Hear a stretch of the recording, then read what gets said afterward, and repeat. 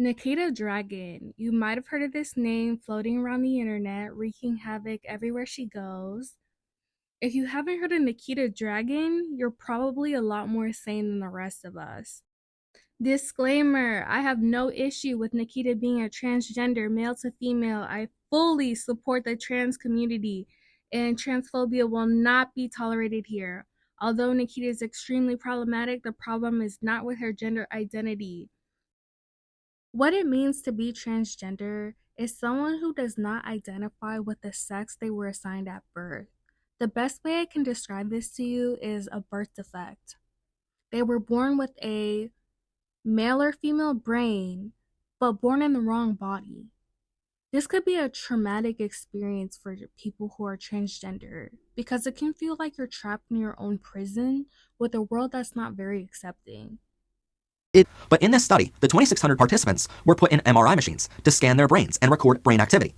The researchers also had cisgender men and cisgender women go through the same test. And finally, researchers compared the scans. On the left side of your screen, you can see the brain activity of a cisgender male adult. On the right side of your screen, you can see the brain activity of a transgender male adult. But you'll notice, they look nearly identical. And that's something researchers found in every single case out of the 2,600 participants.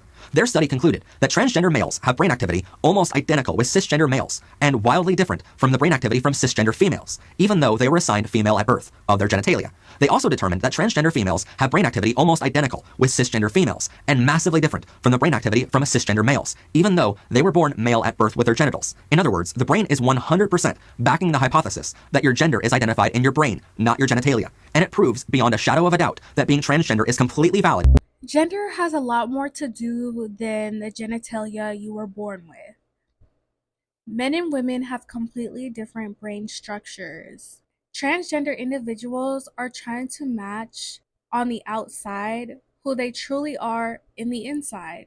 There are a lot of babies who are born with disabilities, diseases, miracles, and abnormalities. It's not that unbelievable that quite a few million people are born transgender. There was an error during the prenatal hormonal process. It's believed that transgender individuals may have been exposed to atypical levels of fetal development, leading to the brain structures atypical of their sex assigned at birth. Also, a lot of people are very misinformed, thinking that transgender people just started existing and that this is some malicious agenda being pushed by the media. That is very far from the truth. A lot of transgender people could not be open about their transition and be who they really wanted to be because they would be targets of a hate crime. Now, people are more educated and it's safer to be yourself now without being the target of a hate crime. With that being said, get ready as we dive deep into the turbulent career of Nikkita Dragun. Literally the most wholesome, down-to-earth, humble part of Nikkita is her parents. Her mother is from Mexican descent and her Vietnamese father, who are beyond accepting and welcoming to Nikkita and her transition. To my understanding, I feel as though Nikkita was taught manners, respect, culture, and most importantly, right from wrong. Let's keep that in mind. Normal, but I understand that that's what you want, that's what you like, and that's what you're good at, and so I'm just happy for you for you being who you are. That was a big moment for me. I mean, that was almost like me coming out. At the time when I told my parents that I was gonna go ahead and try out for the cheerleading team and, you know, be the only, at the time, boy on the team. To me, that was like a kind of solid step for me in the right direction. And it was a really hard step, but it was like that first step that kind of like set everything off. I knew my family was behind me, and I think that was a really big moment for me and for my dad and for my mom to have, like, you know, them in the stands with me, and big moment in my life. So what was your initial kind of reactions when I had told you that I was transgender? I was hesitant mostly because I was also fearful for your sake. Mostly I was fearful of people hurting your feelings or being mean to you or trying to pick on you in any sort of way because it's a cruel world out there. And then I wouldn't be there to protect you in any way, so that scared me a lot. Nikkita's mom is 50 years old and looking stunning, by the way, with 4 kids and a doctorate, and she's been with Nikkita's father for 33 years of marriage. Nikkita's father spent 28 years of his life serving in the Vietnam Army. She has two very hardworking, courageous parents. Nikkita Dragun grew up in a small town in Springfield, Virginia as a very flamboyant little boy, and I believe a lot of Nikkita's peers probably assumed Nikkita was just a gay male at the time. This led to a lot of bullying, name calling. Nikkita was teased because bullies said her eyes looked like a dragon, which is where the name Nikkita Dragun originated. Nikkita has talked about how even at the age of 5, she thought she was a girl. She had to hide a lot of her feminine interests, and it wasn't until she was 8 years old, where she watched a documentary about trans individuals, that made her realize that she herself was trans. Nikkita has even told us in confidence about her family history of bipolar. She herself has been diagnosed with bipolar, where she talks about how challenging this illness is, but she doesn't really go into a lot of depth about it. Bipolar disorder, formerly called manic depressive illness or manic depression, is a mental illness that causes unusual shifts in a person's mood, energy, activity levels, and concentration. These shifts can make it difficult to carry out day-to-day tasks. There are 3 types of bipolar disorder. All 3 types include clear changes in mood, energy, and activity levels. These moods range from periods of extreme up, elated, irritable, or energized behavior, known as manic episodes, to very down, sad, indifferent, or hopeless periods, known as depressive episodes. Sometimes individuals have both manic and depressive symptoms at the same episode, and this is called an episode with mixed features. During an episode with mixed features, people may feel very sad or empty or hopeless while at the same time feeling extremely energized. I think it's also important to mention how being transgender can be traumatic for some people. Feeling stuck in the wrong body can feel like torture. Not being able to be yourself is its own prison. Feeling unaccepted, unlovable, isolated, repressed is an awful way to live, and many end their own lives. In terms of transitioning, female to male seems to be more accepting in society, unlike male to female, which is even a harder transition because of things like deeper voice, facial hair, being tall, is more scrutinized in society, unfortunately. Another aspect to how transgender people are treated in society is how far along in their transition they are. Some people you would never even know were transgender unless they told you.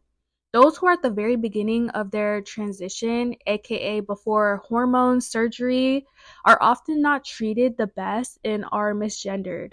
Nikkita has a very different trans experience than most trans people. For one, she's able to afford a lot of the cosmetic work that she's gotten done. She's also Googleable. Most trans people, you can't just look them up and know that they're trans, which might affect her dating life. And she's also been able to make a whole internet career off of being trans. Nikkita gets a lot of hate online, even before her problematic behavior. It's honestly scary how much some people hate trans people. It's almost its own mental illness at this point. I see people online calling cisgender women who identify as a woman a man just to insult them. I've seen countless posts where the post is a picture of like a sunset, and there will be a comment in the comment section just insulting the trans community for no reason. I see it all the time. Let's talk about the trans community and why it exists. And basically, it strives to increase visibility and understanding of their community. They support and help each other through transitioning or coming out. They share experiences with each other as well as the challenges and difficulties of being a trans person that normally faces a lack of legal protection, poverty at high rates, especially Black people, stigma, harassment, and discrimination, lack of health care, targets of violence, identifying documents, and getting hired for a job. Nikkita started YouTube in 2013, where she relocated to Los Angeles, California, where the LGBT community was more accepted there. This is where she met other influencers and transgender people, and she went viral in 2015 when she came out as transgender on her YouTube channel. Nikkita is in really good spirits in the video, as if her life is finally starting to make sense, which is good for her. She's also almost unrecognizable in the video, and I'm not talking about the way she looks. She's more genuine and personable than we've ever seen her since. And I just want there to be a time where no one has to hide who they are, regardless if they're transgendered, regardless of anything. And I think the world is honestly making really positive steps towards that. But now it's my turn to step up. After moving to LA, Nikkita started a friendship with Patrick Star and Manny MUA. After her coming out video and her internet virality, she started her facial feminization surgeries and started getting body work done. All of this was the start to a plastic surgery addiction. In 2018, Nikkita admitted to having a plastic surgery addiction. She claimed she broke this addiction. She shares the hardest part of her transition was hormone therapy and all the changes her body was going through. It made her critical of her appearance, which led to so many cosmetic procedures. Brow bone shaved, and then I got my nose broken and done, and then I got my jaw shaven and my bones cracked and this and that scraped and the other, and I was all pinned back up together again. And once I was done, I was immediately thinking about the next thing, which was my breast, and then after that was another thing and another thing and another thing. I have this weird urge in my body to want to change everything about myself, and it I mean, for me, it just gets really scary, and I'm not gonna lie, it's really hard for me because I feel like this immense pressure on myself to need to pass, to need to be, a woman, and to need to feel like this level of confidence. So I was really in this dark place where I had to look in the mirror and stop myself from wanting to change everything, because it got to the point where I didn't even know why I was doing surgeries anymore. And, just recently I had this really bad episode where I had major complications and had to get them fixed. So I'm trying to fix this divot. I don't know if you guys can see it now because of the marker that's on it, but this part of my body is concaving and it actually healed. Basically my body healed too fast, and it kind of healed and went really, really crazy, and it just been noticing it getting worse and worse. Like if you touch it, it almost feels like a rib, or it feels like a bone in there, but it's actually like muscle or tissue or something. Because I'm like, wow, I'm addicted. I fully am addicted to plastic surgery, and I knew that it came from my insecurities, obviously, of not feeling like I'm passable enough and just all these other stuff that were coming into my life.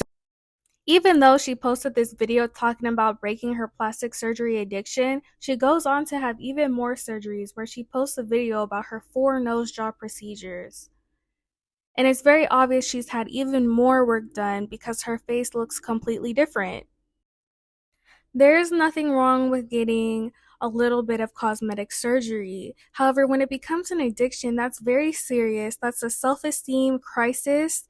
That's dealing with a lot of body and maybe even face dysphoria. And Nikkita has gotten to the point where she's gotten so much cosmetic work done outside of what was necessary to her transition. So quite a few years ago, the beauty community used to be very influential. The top beauty creators were making bank with all types of brand deals, as well as opportunities like all expense paid brand trips, where they would be personally invited. Nikkita was able to work her way into being a familiar name in the beauty community, including becoming friends with the most messy, problematic people in the beauty community. Nikkita ended up doing brand collabs with Morphe, where she had her own eyeshadow palette. She even had a collab with Bellamy Hair, where she had her own wig collection. Bellamy has wigs that cost up to $600, where they don't even bother to bleach the knots. Other than that, it's really good quality hair. Nikkita was even given the opportunity to film in Escape the Night, which was directed by Joey Graceffa, which was a good opportunity for the top YouTube creators at the time. In this YouTube original movie, she was featured as the troublemaker, which is pretty on brand for Nikkita. Nikkita featured in one of Jeffree's campaigns for his cosmetic line, where people noticed her skin was a whole different color.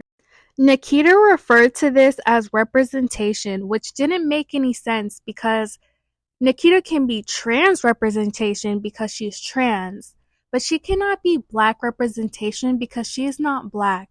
If anything, she's taking that opportunity from someone who is black. If they wanted someone of darker color to model his cosmetics, then they should have hired a black model. Nikkita's response to the backlash was to blame her dark skin on editing and lighting.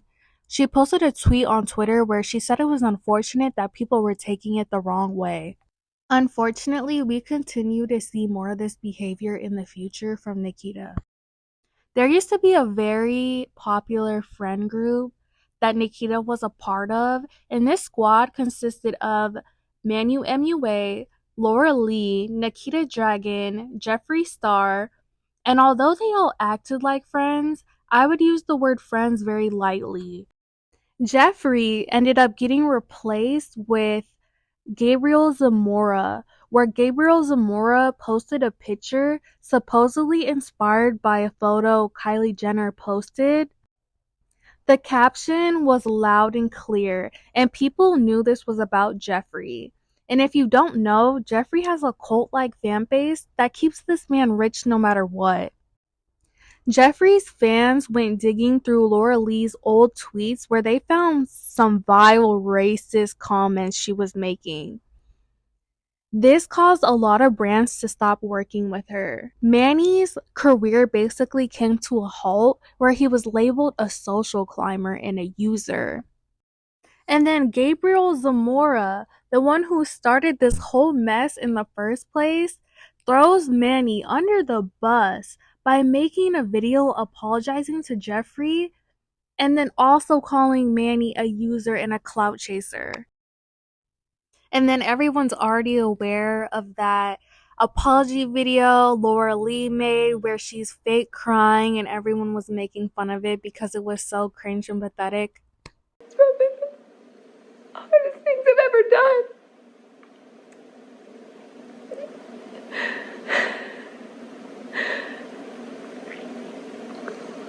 I'm so sorry. I'm so sorry to you guys. I'm so sorry for disappointing you. It hurts me so bad to disappoint you all who have supported me for so many years and know that I'm better than that person. So after the photo Gabriel Zamora posted with the messy caption about Jeffree, Manny's career was basically to a halt and not doing so well. Laura Lee managed to humiliate herself on the internet and lose a lot of brand deals.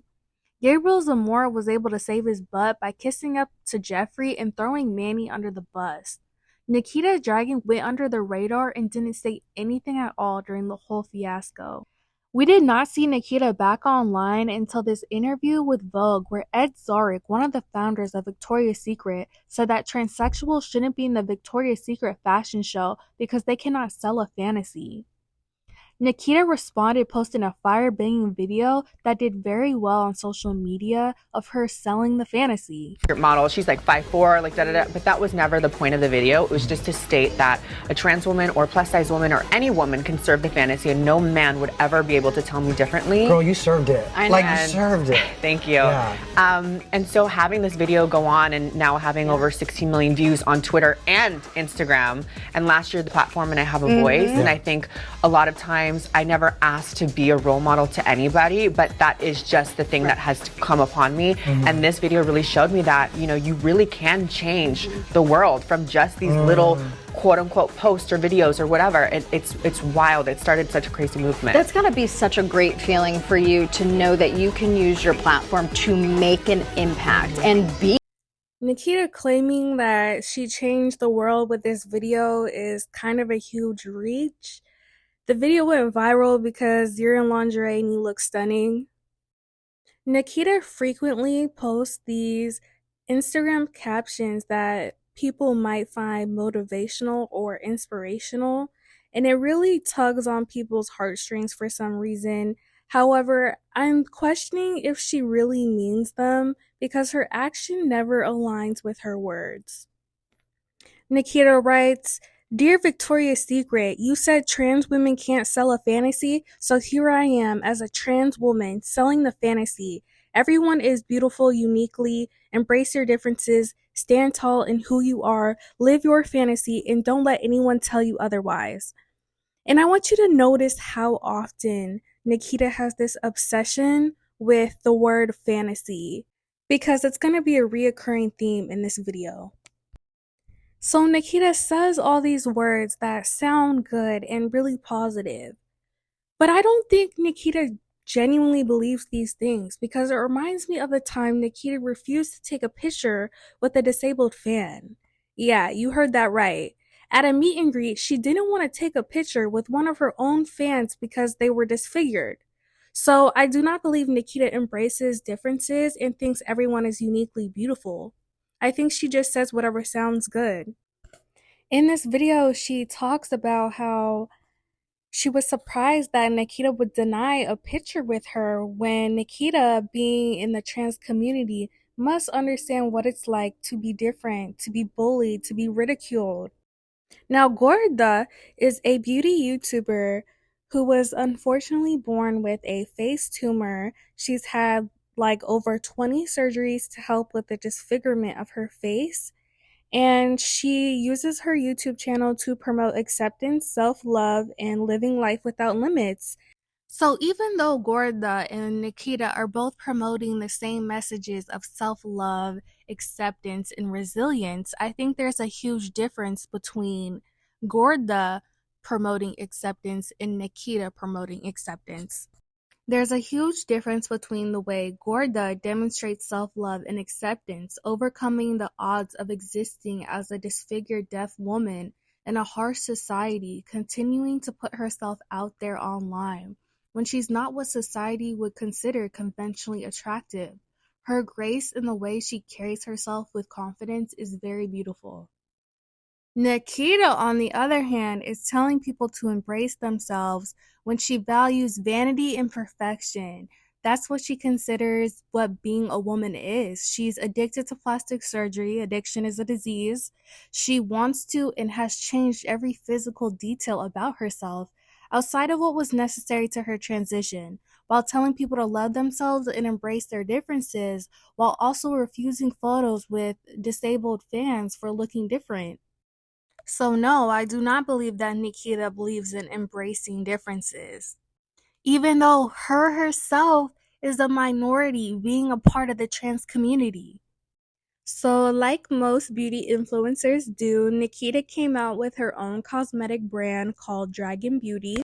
Dragun Beauty was created based on Dragun's makeup artistry experience as a trans woman. Her products included a color corrector inspired by those used by trans performers. Dragun described it as a multi-million-dollar brand in a 2020 interview with Glossy. Her makeup consisted of a lot of random stuff that nobody really asked for. She makes it clear that her products are not only exclusive to trans people and that anyone can use her products. Her PR consisted of a giant purple egg and then a palette with a melted fetus face on it with chalky powders and an orange color corrector. And her brand is a perfect representation of herself. She cared and put all the effort and thought into the packaging and aesthetic of the outside look of her products, however, neglected the quality, ingredients, and performance of the makeup. After launching her brand, she started doing the most unnecessary antics, such as faking the opening of her own cosmetic store in the mall, where she photoshopped her brand onto Victoria's Secret. Look at this picture of her and her mom sitting on the floor. She's hugging her mother, acting like this is some proud mommy-daughter moment that isn't even real. So she plans a meet and greet where the only people who were there were customers who were already there to shop. Center, the first pop-up store they've ever done. I'm a trans woman from Springfield, Virginia, the most expensive body known to man, and I did this my Oh, no, no, no, no.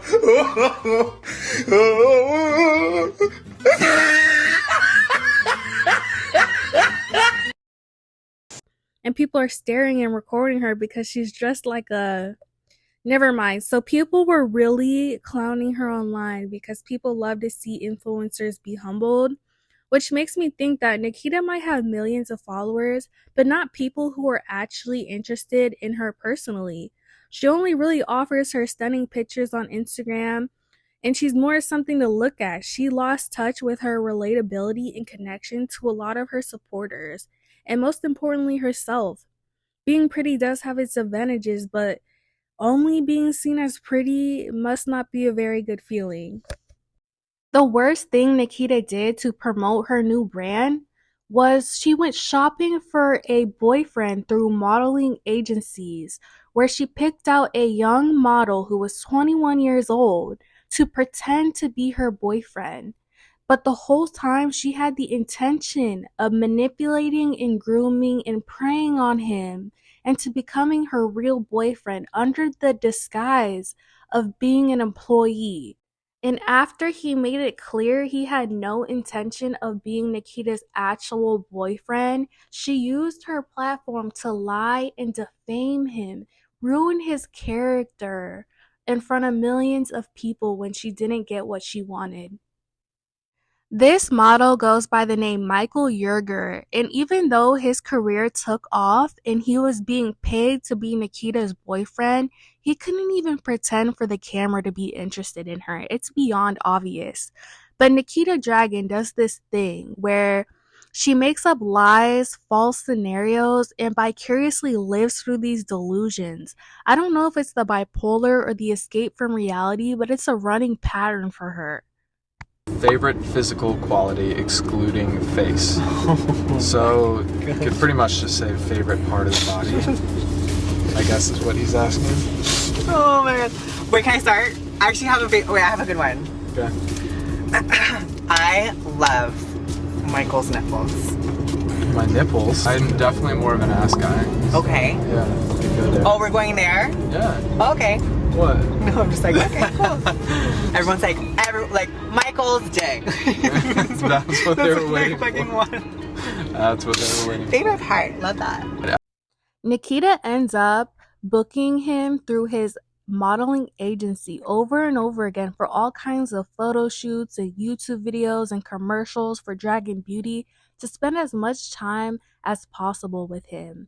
I honestly believe she was pursuing him very hard, and that this was her fantasy. He was her fantasy, to have a straight man be proud of her in public with her. She used her power to try to slowly groom and bribe him into a relationship with her. Things escalated when Nikkita gave Michael Coachella wristbands so that he could give her the Coachella boyfriend fantasy, which is what he did. He gave her the photos, the piggyback rides, and showed her a good time. This was a transactional experience for payment. And since Michael actually wanted to have fun at Coachella, he ends up spending the rest of his time at Coachella with his actual girlfriend, Daisy.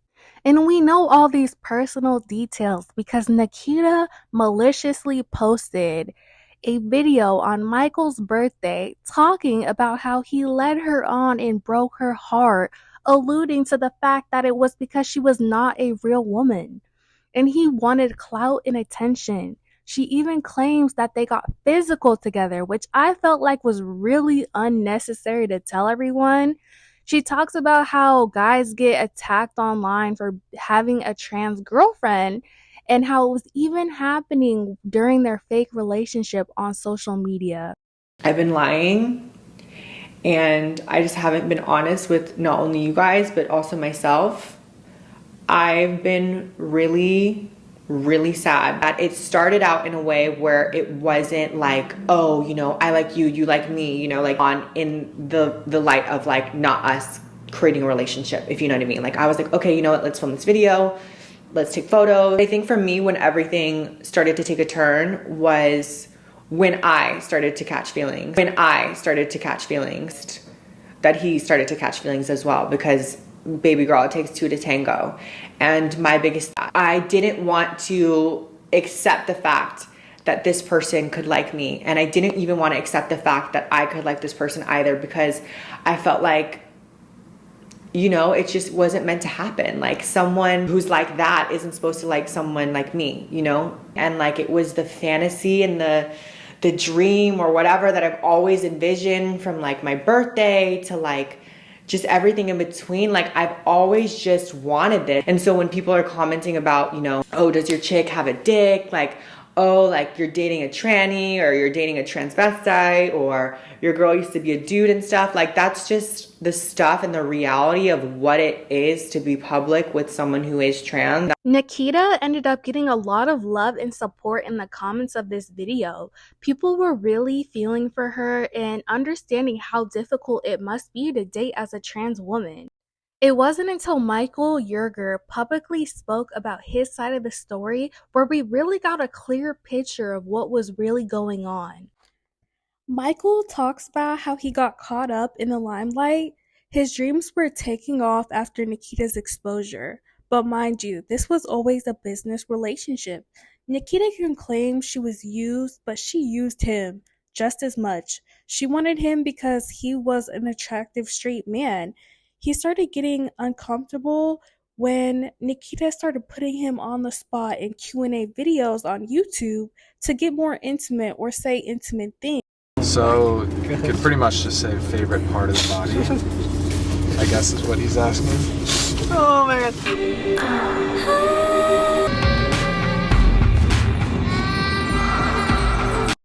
Honestly, it's really inappropriate of Nikkita to pay him and put him on the spot on camera for uncomfortable couple behavior. He felt uncomfortable putting on a front and lying. He felt like she was slowly manipulating and weakening his judgment, which all of these are tactics of predatory behavior. He feels this way because the whole time he's thinking he's just an employee, and Nikkita, in the back of her mind, has this master manipulative plan where she's constantly using tactics on him to get what she wants, masterminding a tactful plan to strategize how to get him to be her real boyfriend. Michael even talks about how Nikkita would schedule their day around how to keep him from his car so that Nikkita could spend more time with him. Michael continues to explain how the Coachella trip was a business transaction, that Nikkita wanted the Coachella boyfriend fantasy, which we can all imagine her saying. Michael even says that Nikkita would put him down for not having as much status as she did, and that he needed her, which is so manipulative and belittling to put someone down, to kill their self-confidence and self-esteem. Nikkita was slowly clouding Michael's reality. She never really gave him a chance to choose this dynamic between them. He was on a contract with Nikkita's team, and when her plan didn't go her way, she did the absolute most. This video dropped on Michael's birthday with 3.3 million views. She has the usual white shirt YouTubers wear to look innocent and manipulate a whole story. She tugs on the heartstrings of the trans community and her fans to be her army when things don't go her way, when she's completely in the wrong. The internet sent him and Daisy a ton of hate because nobody likes a cheater, etc., etc.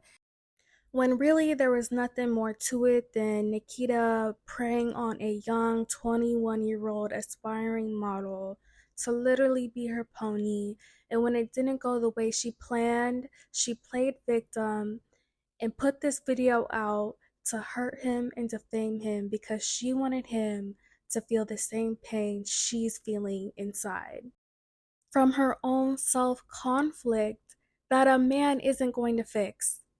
Speaking of Coachella, everyone's been forced against their will to hear about the sugar bear hair tantrum made by Tati Westbrook in By Sister, directed at James Charles, claiming he was a sexual predator. Somehow, Nikkita managed to slither her name into the drama by coming forward, allegedly saying she gave James VIP wristbands so that he wouldn't get mobbed by fans.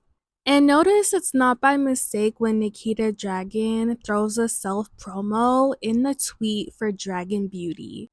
Despite Nikkita posting the text messages between her and James, a lot of people were not buying it. A lot of people didn't believe her. A lot of stuff wasn't adding up, especially since James first said that Sugar Bear Hair reached out to him first, offering the wristbands.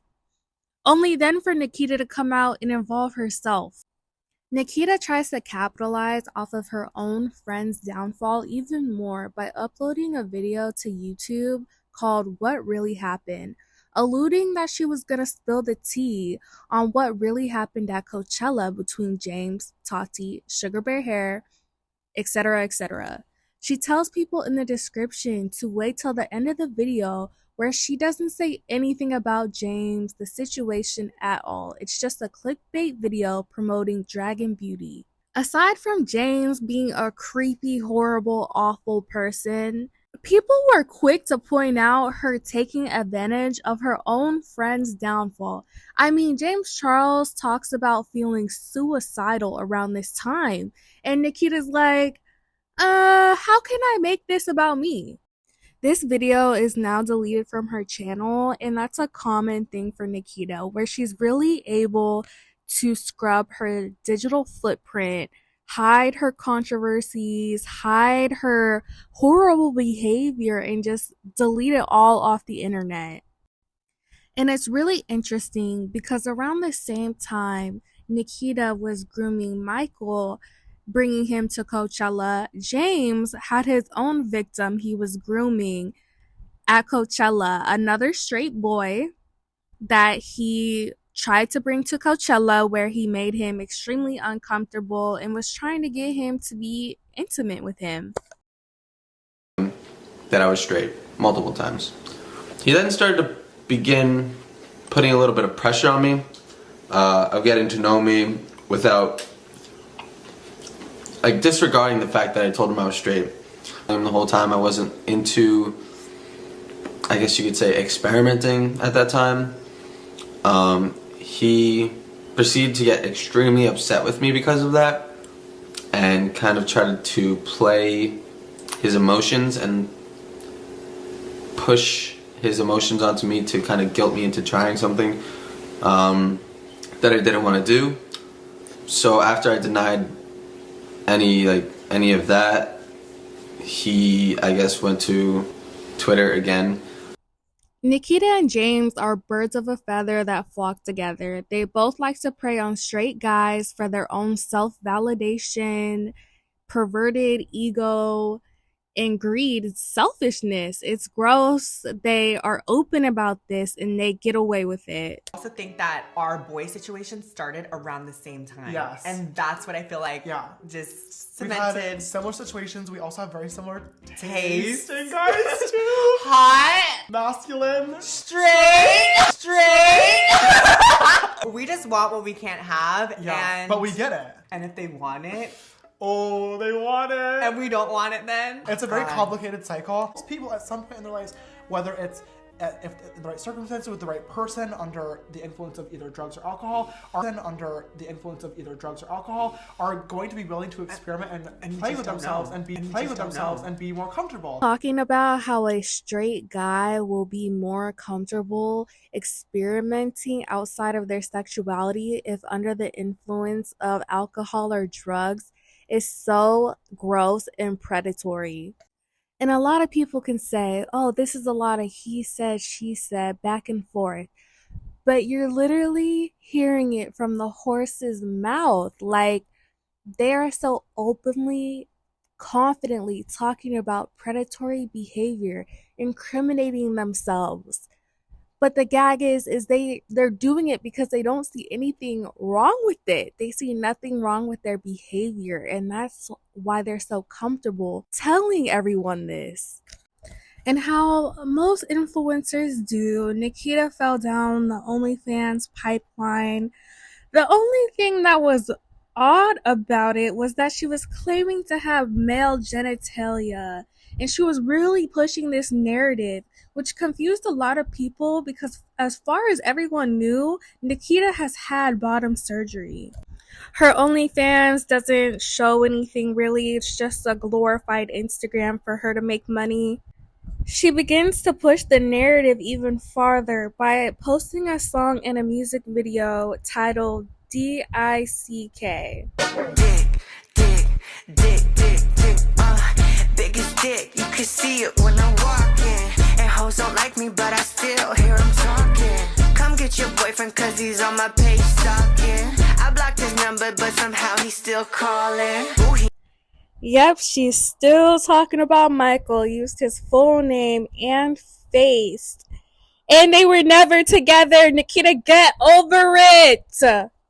horse, and I don't go back and forth. I'm winning, check the score. She then proceeds to out influencers and celebrities for relationships, whether it was a work relationship, intimate relationship. I don't know. It's wrong. It's gross. She's seeking attention. Then she's straight up writing DICK over trans women's faces. And this is the really like disgusting part because you see, for trans women, the genitalia can be the most traumatic part of being transgender. It could be the part they're most ashamed of, the part they want to change the most. She's straight up just making a mockery of them. Like, I'm trying to explain how gross it is. It's hard to understand if you're not trans, but she knows what she's doing. She's directly trying to harm and trigger people for a music video that's not even really good. Now, if you've been on YouTube, you've at least been clickbaited by a video at least once. And Nikkita's no stranger to this. And she takes it really far when she posts a video, rest in peace, Nikkita, pretending to be dead, I guess. And it was all to sell an ad in a sponsorship. Like, you can't make this up. Like, sis really wanted her own subscribers to think she's dead just so they could go buy some shoes and she could get paid for it. Bring back shame. Bring back shame. Unfortunately, we still see more antics from Nikkita where she wears a box braid wig and she pre-apologizes before posting these pictures. She apologizes in advance for the backlash she's about to receive. And it's like, at that point, what is the point? Just don't post it. Now, a lot of ignorant people like to say, it's just a hairstyle, nobody owns a hairstyle, it's not a big deal. And that's where the history of box braids and cornrows is really important. And box braids and cornrows and dreadlocks were invented out of oppression from black slaves. They used to make intricate hairstyles and braids and cornrows to convey secret messages on how to escape slavery. They would use their hair to map out the underground railroads to be able to escape to freedom. They would hide food and seeds in their hair to be able to eat when escaping. So you can imagine how strange it was to start seeing white people start wearing cornrows and braids when it was a hairstyle rooted in the oppression and suffering of black slaves. And then we start to see other nationalities wear box braids and cornrows, and that's where the style really starts to become watered down, and the history and meaning and significance to black culture is watered down and almost erased. Nikkita follows up by saying some nonsense about feeling bad for little girls getting sent home from school, and she just wants to show representation. And it's like, Nikkita, once again, you are not black, so you cannot represent black people. If she really wanted to show support, she would have a black girl on her channel, let her talk about the history and oppression that is still going on today. But no, she just wants the cute hairstyle to take it on and off when it's convenient for her, and she wants the attention. And she's very self-aware about what she's doing because she even tweets out, "What race should I be today?" And then once she gets the attention she wants, she deletes it and follows up with, "I know it's a joke to comment on my race, but I'm really tired of having to defend myself on every post. She's Hispanic today. I'm Hispanic every day. My mom is Mexican. My dad is Asian. I'm mixed. The end. Bye." No one's confused about you being Hispanic or Asian. We've seen your parents. That's not the issue. It's like she's so manipulative. She wants to gaslight everybody. And I am so tired of her, and I'm tired of it. Nikkita tweets a photo of herself when she was younger, and it's a side by side comparing her skin color in winter versus summer. And much like most people's, she's trying to show how her skin color fluctuates during the seasons. However, And she's fully aware of this. This is not the tan most people are talking about. People are talking about how you paint yourself like an orange Oompa Loompa and then put a do-rag on your head. You say the do-rag is for flyaways when you wear lace front wigs. However, most women that wear wigs will wear a bonnet or a scarf, so the do-rag doesn't really make sense. Like, mostly it's black men who wear do-rags.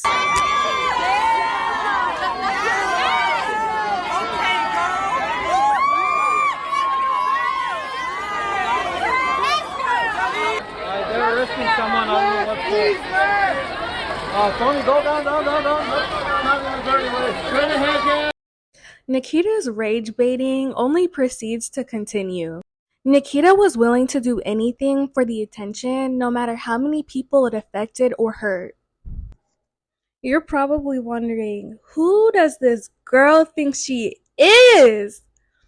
The audacity is perplexing. I know she disappointed and embarrassed her parents. They did not raise her like this. This is so desperate. Not to mention, she has on this chic new dress with this bombshell blonde hair with the pink feathery coat and then BDSM bondage. That's like two different occasions. We don't want the best of both worlds. The black man on the leash is just a slap in the face. I bet she even considered accessorizing with a whip. Accessories? Yes, of course. Okay, so who are your accessories? Well, you know, I mean, I had a little bit of problems with one boy in the past, so I was like, why not just have three? I think that's the best solution, right? Why is one enough? Never. It just complements the outfit, you know, a little something. However, I don't lose sleep over Nikkita because she weeps what she sows and her actions come full circle, and the joke will always be her if she continues. Something that really got to me was she said that her look was inspired by Marilyn Monroe, as if Marilyn Monroe would ever do some desperate attention-seeking mess like this. Is just insulting, and she could never be Marilyn. No one could ever be Marilyn. Unfortunately, Nikkita's not the first person to walk down a red carpet with black people on leashes. Khloe Kardashian has done it. Snoop Dogg has done it. Black people are not your background characters. And that was kind of Nikkita's excuse. Snoop Dogg did it, so it's okay for her to do it. And she's literally just copying something that's already been done because she can't come up with anything original. Nikkita's shameless actions started to affect those around her and close to her. It was not a good look to be Nikkita's friend, especially if you were black. Here for you. There's so much tension. This just is like so weird. I thought we were here to kumbaya. Okay, so look. You're my girl, right? I f with you so heavy. I just don't think I can like sit back and just let the black community and just everyone on the internet just say like, oh, how are you friends with this person when she blackfishes? I see you in person almost all the time. You don't look like those pictures on the internet. Sometimes people just really be trolling. Sometimes it's just a lighting and sometimes it's a filter, I get that. Like people are genuinely offended by it. You probably don't feel like you're in the wrong, but you come off as ignorant. They're just so pissed at me and they just hate the fact that I'm just friends with people that they think are problematic. People do have feelings and I feel like I'm validating everybody's feelings because I'm just like not speaking up about it. Especially on serious accusations like this. This is one thing that like, I can't defend you on this one, you're all on your own type I don't want to lose her, but it's either you fix it or you can just tell like Nikkita can't be bothered with this conversation. And I'm glad Larry said something to her because she really needed to hear it from somebody close to her. Larry is literally confronting her in the nicest way possible, and he is letting her know that her actions aren't only affecting his community, but it's affecting him personally as well. And Nikkita just can't be bothered with this conversation because Nikkita's okay with even taking advantage and mocking her own community. So she probably can't wrap her brain around actually being an ally to your own community. And Larry probably feels like my ancestors did not fight for our freedom just for you to be putting a black man on the leash for an aesthetic. And the subtle racism isn't okay anymore. So if you care about this friendship, you're gonna do something about it or we're done. And like we saw earlier, Nikkita in that interview talking about how her words can really make a difference and she can change the world, and this huge ego complex she has. Yet look at the way she chooses to use her platform so negatively and disrespectfully. You know, you really can change the world from just these little quote unquote posts or videos or whatever. It's wild. Now, this next segment is just so dumb and ridiculous, but we're going to talk about it a little bit because I think it really speaks about Nikkita's character. So, like we talked about earlier, yes, it might be nice to be seen as pretty, but only being seen as pretty is not really a good feeling. This is where we see a lot more compulsive lying from Nikkita. Nikkita states in a now deleted Instagram caption, "Uneducated, dropout, beauty but no brains, don't know her. Not too long ago, I strutted across stage to receive my bachelor's in beauty business and marketing. I attended school full-time when I moved to LA, and trust me when I say everyone was not expecting me to finish. I was living a Hannah Montana lifestyle, going to class by day and living my internet princess fantasy by night. I never shared who I really was or what I did. Sometimes they would even present on beauty influencers, not knowing I was sitting in class. Once they found out, people became vicious, thinking I was stuck up or I had an advantage. There were so many times I wanted blah blah blah, you get it." Nikkita even talks about how she didn't have her name legally changed yet, so she had to make sure her teacher and the staff called her Nikkita Dragun in class and when she received her degree, her associate's degree. I feel like maybe she came up with this pointless lie to make herself look like she was very humble and just like everybody else and didn't have any advantage being an influencer. And I would have to go to my teachers to tell them, please call me by this name, because my name change was not even done. Okay. Even to my graduation, I had to literally beg them and ask them if, because it still wasn't done, to announce my name as Nikkita Dragun. Mm-hmm. So that was already off the jump. On my right implant, that was very expensive, I never pushed it out there ever. Ever. Not once was I ever in class like, I'm Nikkita Dragun. Look at me. I have this many followers. Bow down to me. You know, like I kept it such a secret. Because I would live an online life on the weekends or at night or whatever, and then I would hit the... Especially in my major, we would literally talk about my friends, or sometimes they would even do presentations on me, and I would literally be sitting there in class, and they would have no idea. And it's just... I remember one time when I did a project on Keels, and my teacher ripped me a new one. She did not believe all the stuff that I was saying I did, or like that I went to a lunch with the CEO and this, that, and the other. And it's been the longest journey ever. Nikkita acting like her classmates didn't even know who she was is so hilarious, and I doubt anyone ever presented on her. What were they presenting? How you rage bait the internet? So a classmate who knew Nikkita personally came out with the truth. And here's what really happened. Okay, we did present on beauty influencers in our program, but we never once presented on Nikkita. We all know who you were, so I don't know where you're going with that one. But anywho, girlfriend, we all know who you were. Like, who are you fooling with this? This just kills me. I graduated from FITM, that's the Fashion Institute of Design and Merchandising in LA, and she actually happened to be in the same major as me, beauty, market, merchandising, and product development. She only did the associate's program. I know Miss Nikkita wanted to make everyone believe that she did the bachelor's program, but no, she did not. She just did the 2-year program and not the bachelor's program like she stated. All this sparked up because I didn't post my graduation in real time. Any different, and we wanted her to really feel included. So we would always help her with her homework, her projects. Even a lot of the girls I know in the program would help her with quizzes. Now, she definitely would always say things like, let's be friends. Like, she got our phone numbers, obviously made us feel like we were gonna be friends and things like that. So it seems as if Nikkita's class was really supportive of each other and really close with one another. The thing was, though, Nikkita couldn't be bothered to show up to class or do her work, and even admits that she was not prioritizing school. But everyone was. We're all in LA. We're young college students living this crazy life, and everyone's going out to parties. Everyone's experience. Imagine being in college in LA. I would have times where I would miss a lot of class to go on these brand trips. I would get surgeries in between each of my my break.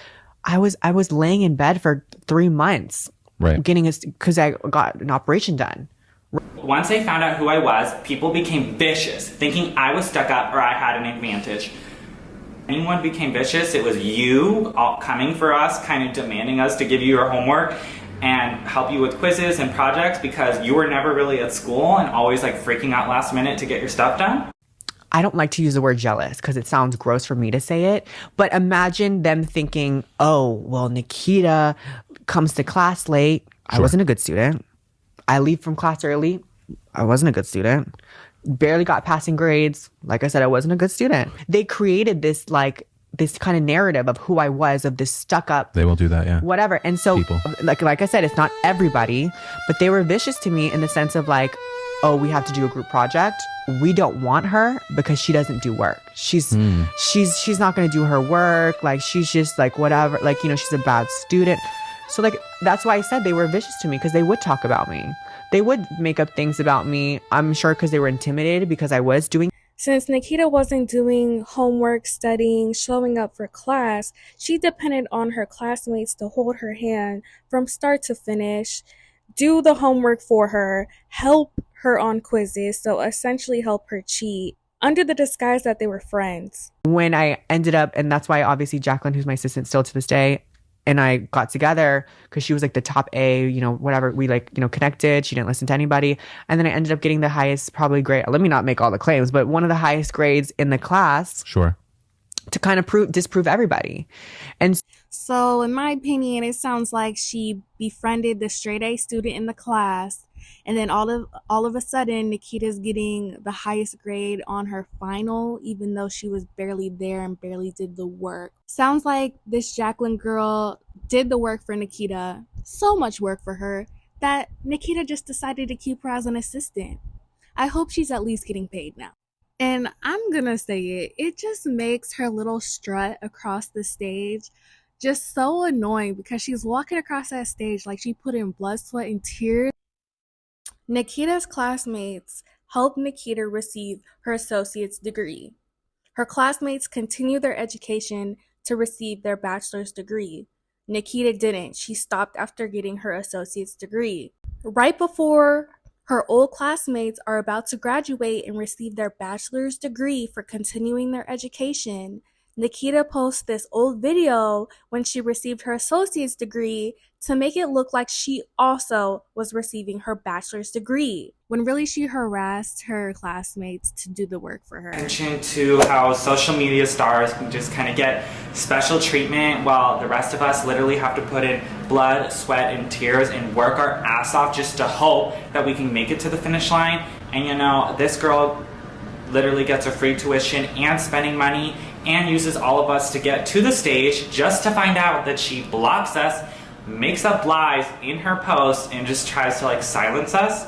Other part that they obviously got mad about was when I said I ended up graduating first in my class and now only a year later created my own successful beauty business company. So I understand how they took that out of context. I do. And that was obvious. I'll say it. I'm sorry that they misunderstood what I wrote.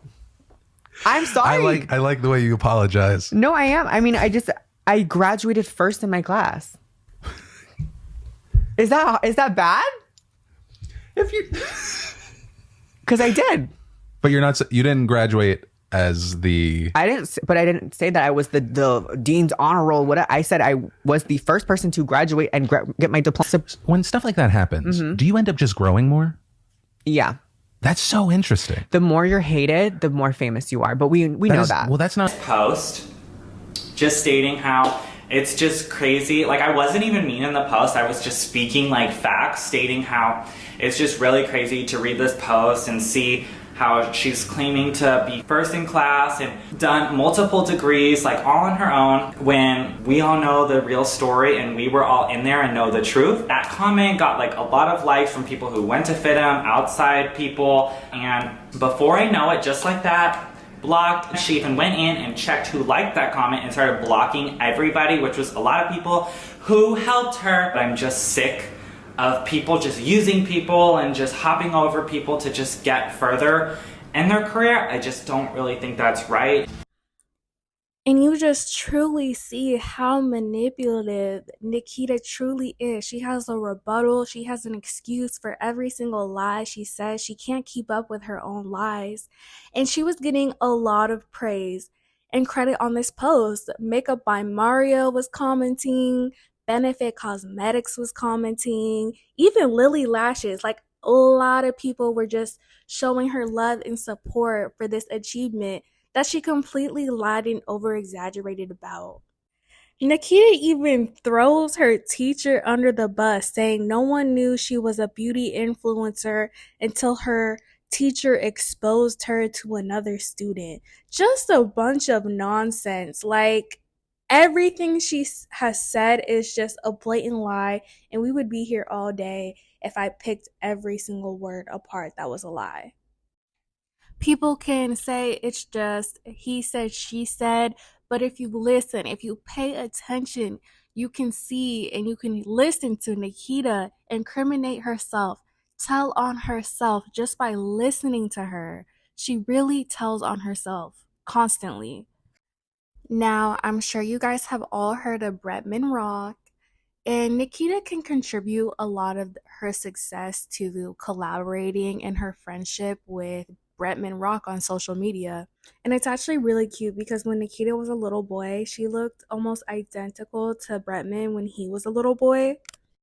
Since this video is not about Bretman, I can't really go into a lot of depth about him, but for the context of this segment, this is going to be an unpopular opinion probably, but Bretman is pretty mean to his sister.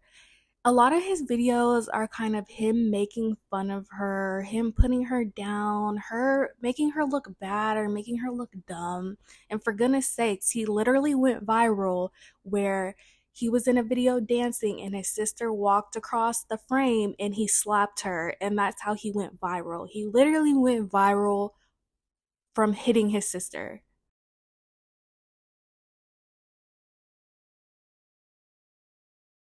Don't fucking laugh like that, princess. You know why? Because your breath. Princess. Oh my god. Don't laugh towards me, Mai. I wasn't even... Fuck you, bitch. Give me this. Can you talk towards down? Like, oh my god. Like that. So the air goes down, bitch. Bitch, your breath stinks that even your mouth is gagging, bitch. That's... Oh my god. Since I smell your pits from here, let's spell antiperspirant. My, I swear. the combination of your breath and the fucking your ugly ass bitch. This is why I always fucking fight your dumb ass. Never have I motherfucking ever failed a class. Bitch, put that fuck. One for each class. Is that? If we did 10, you'd be like. Never have I ever thought I was cute when I wasn't. Put one down, bitch. No, bitch. Okay, never have I ever had teeth that matches the gap on my bottom teeth. Never have I ever been ugly. Put that down, bitch. So we constantly see Princess being the butt of the joke, him putting her down in a joking way. And it's even gone to the point where there's a whole joke between them where he asked her why you built like that. And Princess is obviously a plus size woman. And it got to the point where even fans started going to Princess's Instagram and there were thousands of comments just asking her why you built like that. Okay, I'm not gonna ask that question. Princess, the live studio audience wants to know why you built like that. My heart breaks for her because for a young girl that could be very damaging for her and her self-esteem. This is all relevant because the way that Bretman treats his sister, He sets an example. Other people think they can treat her and talk to her because of how public all of this is. And bless her heart, Princess is just the type to laugh off her pain and try not to make a big deal out of her expense. When my mom is gone, I'll only have my brothers. And they don't even say I love you, so who am I gonna hear it from? What really stuck with me was like when my sister says like, oh, you don't like support me. It was harsh to hear, honestly, for me. Yeah. But at the same time, I felt like I needed it. Still want to hear from him that he loves me and that he's really proud of me. The goal in my life is to hear Bretman say that he's proud of me and that he loves me, because hearing that from someone you love is something that I'm willing to hold on forever. Right or wrong, it's something that I need. Okay, now you're probably wondering, how is Nikkita involved in all this? And the video just needs to speak for itself. Bitch, if you don't silence your function. Yeah, but she didn't get that, so then I got the... See, look, you can't just put a bunch of answers. I have the one. It had to be a Mexican big dick. You knew what Bretman likes. Bread. She really thinks she's never Bitch, you're supposed to cheer first. I think I deserve an extra point. I think we're tied. Fine, bitch. I'll take 2 points and she's gonna have 3. Okay. Alright, I'll give both to you. No, that's not fair. That's like too much. Bitch, you want me to put size metrics as well, bitch? Because I could. Girl. Princess, those are... Fucking cheaters. Bitch, that's not cheating. The last thing that was cheating for you was your last man. I decided that... I wasn't invited, so. Honestly, I bet you if I invited both of you, Princess's ass would show up. My mom would just give us $20 and we'll be happy about it. That's enough for Princess to go buy her plan B. Hey, it's $50 now, right? Moment. I don't know, I feel like it's like... Was beating me, I know. What? Oh, okay. You're not yelling at me all the time. Bitch, you gotta be a fucking dragon. I'm going to be asking them questions and they are going to be answering them with their whiteboards. Yes. The pure black. Princess, what? Yeah, it's like jet black, like this expo pen. What other shit? Okay, I'm just gonna, you know. Write-offs, everything. Princess, tell me how much money he gave you and then let's times it by a couple. Shut the fuck up. Fucking scared. Our sister is the real one today. Today's video, I am here. That was my phone. They said that my sister is Princess. I feel like I look more like Bretman than you look like Bretman. Period. And also 2. Yeah, but why does she get 2 points but I only get 1? Because she got... Called Kane? Not Kanye? Is it Kanye? Princess, draw something. No, the time is up. The time is up. Come on, the time is up. FaceTime her.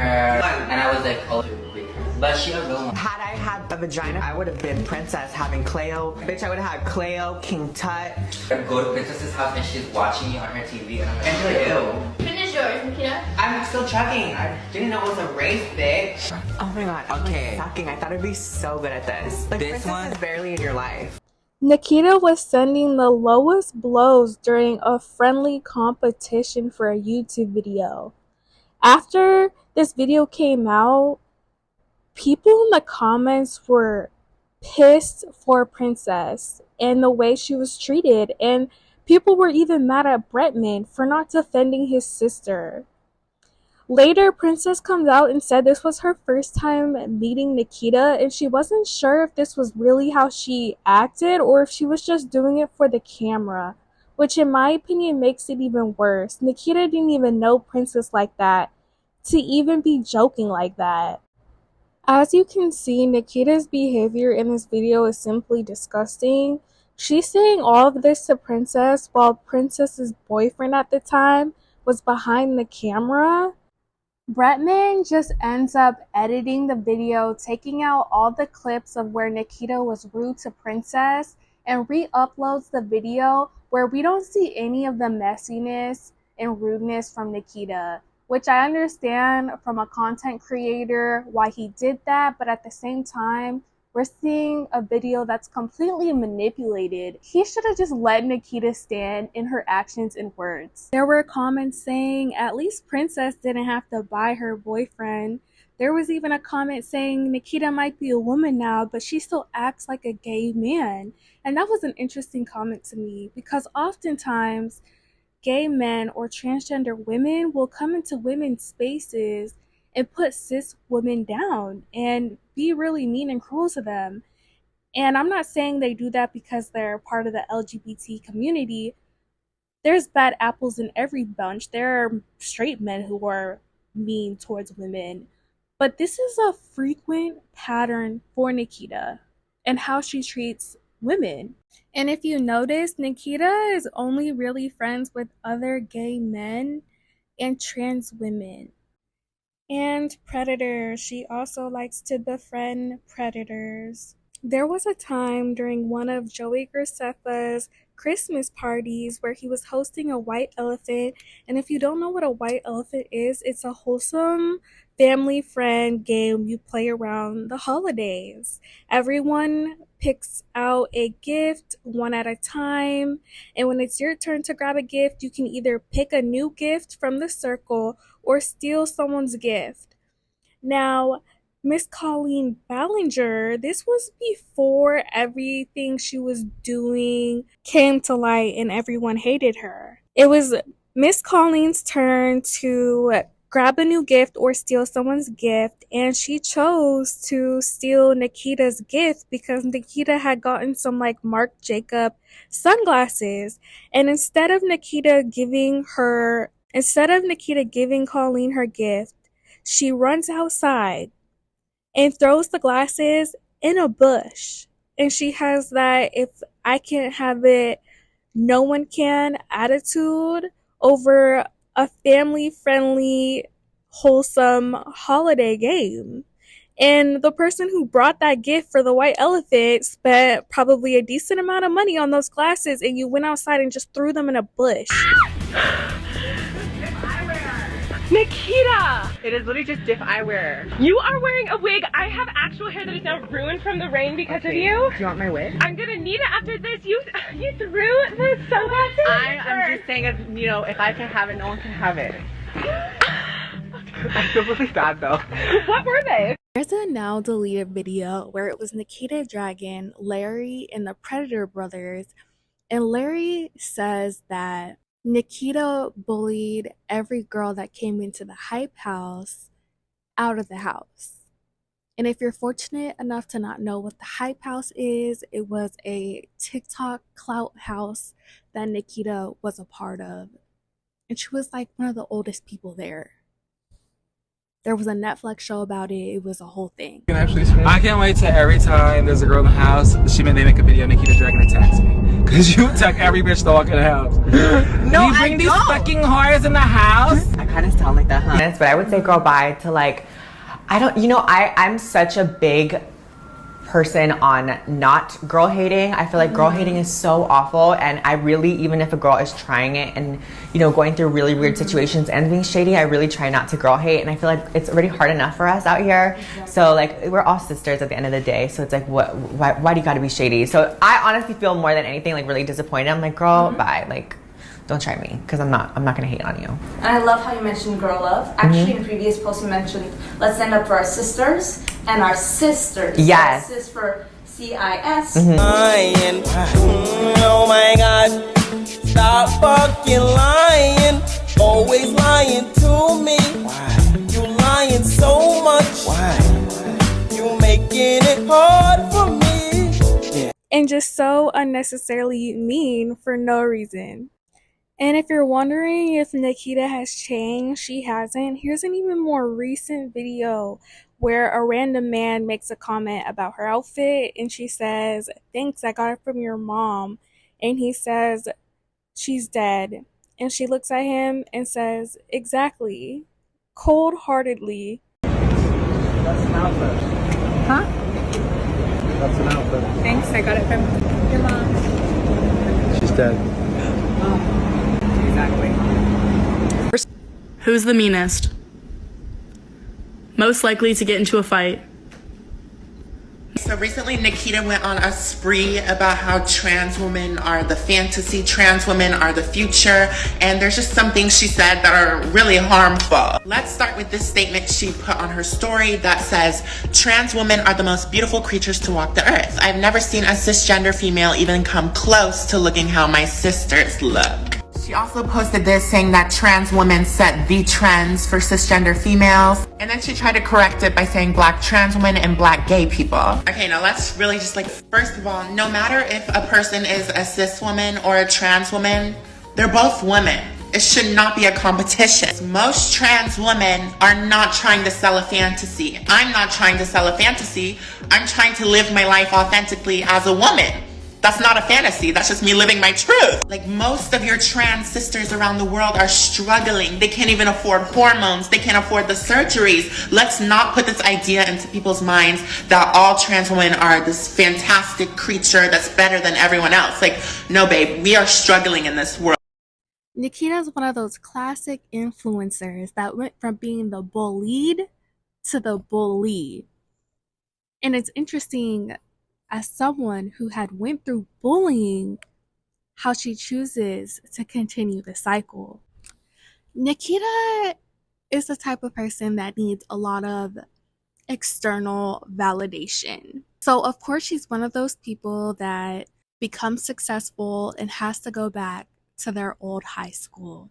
And it definitely felt like she was trying to live one of her delusional fantasies while these children should be in class. Nikkita frequently talks about her high school bully. She posted a video of her visiting her high school, and the caption read, "My high school bully is running around my hometown saying we were friends. He knew me before I was famous. No, sir, you and the entire football team were calling me the F word in the hallways, and guess what? I walked up with my head high knowing one day you would be using my name to pick up chicks at a bar." You could just see Nikkita typing this out with her long fingernails, thinking that she's served.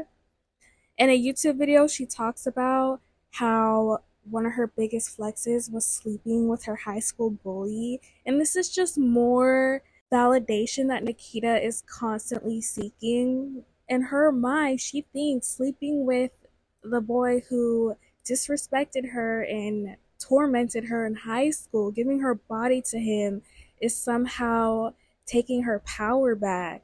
I ended up hooking up with my school bully, and it just was like a power move to me more than anything. But 100%, I was just like, 100%. Nah, that is probably the biggest flex. Kind of bad. Now, in my opinion, one of the worst things Nikkita has done is continue to be friends with the Lopez brothers, which are two TikTokers who have had serious allegations of sexual behavior and interactions with minors. And these two boys genuinely give me brain rot, so I don't want to spend too much time talking about them. I'll give you this summary of what has happened, and if you guys want to look deeper into it, there's plenty of videos on YouTube about them. Hey. Hey.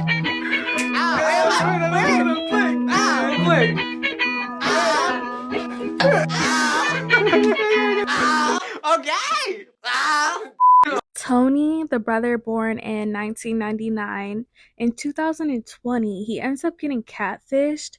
This catfish sends him nudes. He starts sending nudes back to this catfish, and even a video of him receiving Glock from a 15-year-old child. This catfish later exposes him, where Tony makes a YouTube video making a joke out of the situation and even making merch out of it. Mind you, this content was exposed to his underage audience as well. And then, like most YouTubers do, he ends up getting exposed for some very homophobic tweets and racist tweets. And Nikkita comes out and says obviously he's not homophobic anymore because he's friends with her. There were rumors going around that Nikkita and Tony were dating, and you could kind of see a little bit of romantic chemistry between them. They were playing into this narrative, and I think that Nikkita found it very validating that he wasn't freaking out that people were speculating this. The Hype House, which the Lopez brothers and Nikkita were a part of, would throw parties, and these parties were hosted by Chase and Thomas, where underage girls were being taken advantage of. They were given alcohol. This is LA, so there very likely could have been drugs there as well. And Thomas and Chase knew about these underage girls being taken advantage of by the Lopez brothers and did nothing about it, and were not IDing these girls. who were drinking or attending these parties. This was going on for a while, and victims were not coming forward. It wasn't until Tony was getting heat for these homophobic and racist tweets that a victim finally came forward, because there was finally negative perception surrounding his name. Andreas was being seen as the better brother and wasn't speaking much about the situation, which caused him to go under the radar. People were bullying Tony's victim that came forward, and she even showed screenshots of their conversation where Tony was asking her for underage corn. I can't say the word, so I'm going to say corn. He was asking her for underage corn. Tony was fully aware of the girl's age, and he even apologizes on Twitter and then apologizes on Instagram Live. And I use the word apologize very lightly because that apology was trash.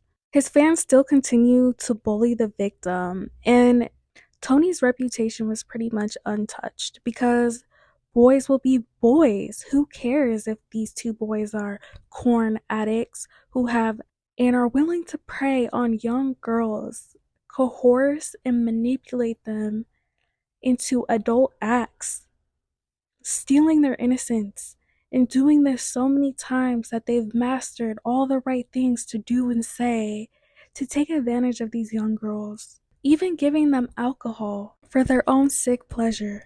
Another 16-year-old victim came forward talking about how Tony engaged in adult acts with her. He was practically begging and coercing these girls into these things. Then a third victim comes forward. Then a fourth victim comes forward.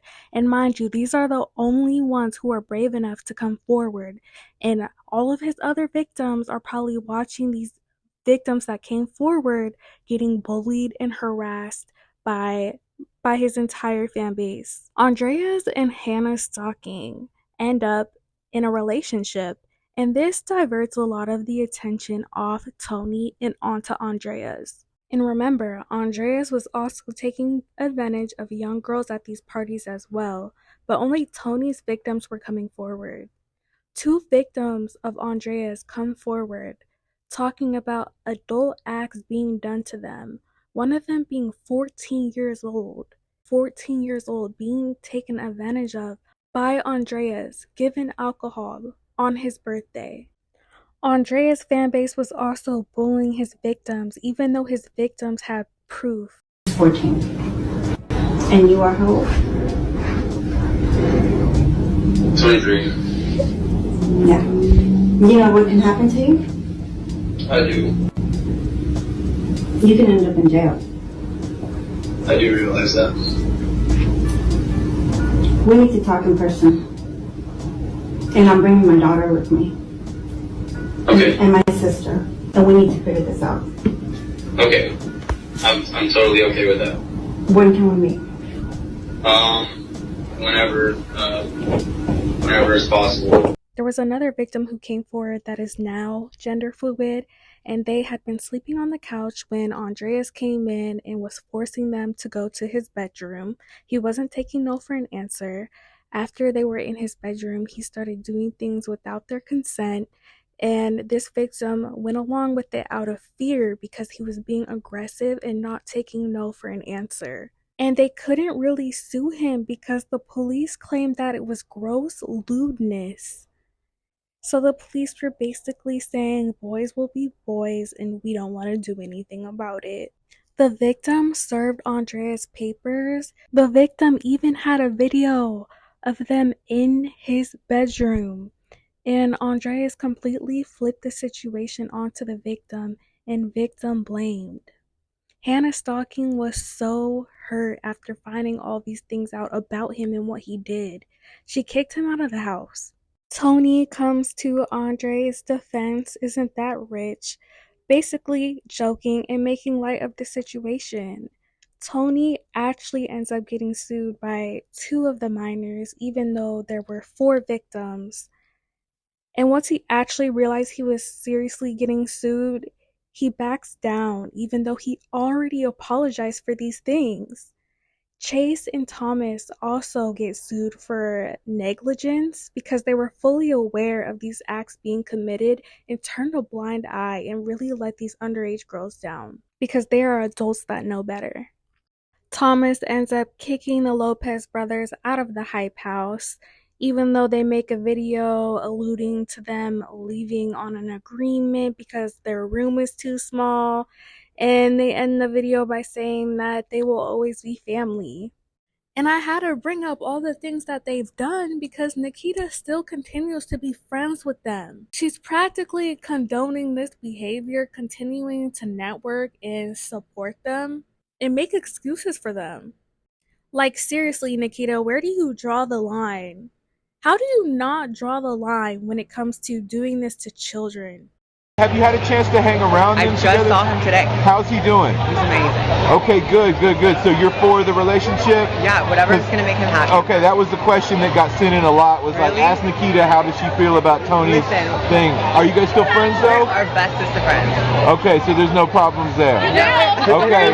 Tony, he's been like MIA lately. Like he's not posting. He's with his family. Andreas and him are in Vegas with their family, and I think they're just probably, taking time to themselves and Just laying low for a little while. I feel like we all kind of need that moment. Yeah, I know. It's kind of crazy. I just took 3. It's crazy out here.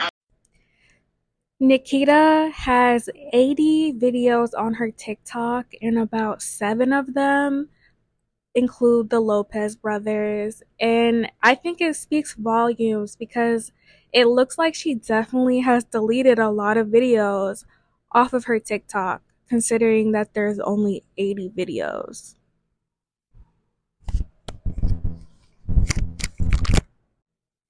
And am I shocked that Nikkita doesn't care about this predatory behavior? No, because she emulates this herself. She does very similar things, including commenting on a freshly turned 18-year-old boy's Instagram, commenting, "Are you 18 yet?" asking for a friend. And then 2 weeks later, posts a selfie of them hanging out, and people were reasonably disturbed. It doesn't matter that he's legally 18. 9 times out of 10, if you're willing to sleep with an 18-year-old and there's a huge age gap, you would go younger, but you're just abiding the law. Simultaneously hanging out with people who don't even care and just sleep with underage people anyway. What is going on with you guys and Nikkita? Just friends. Chilling. That's our friend. Yeah, that's her birthday, so we came out to support her, show her some love. Did you give her a birthday kiss? No comment.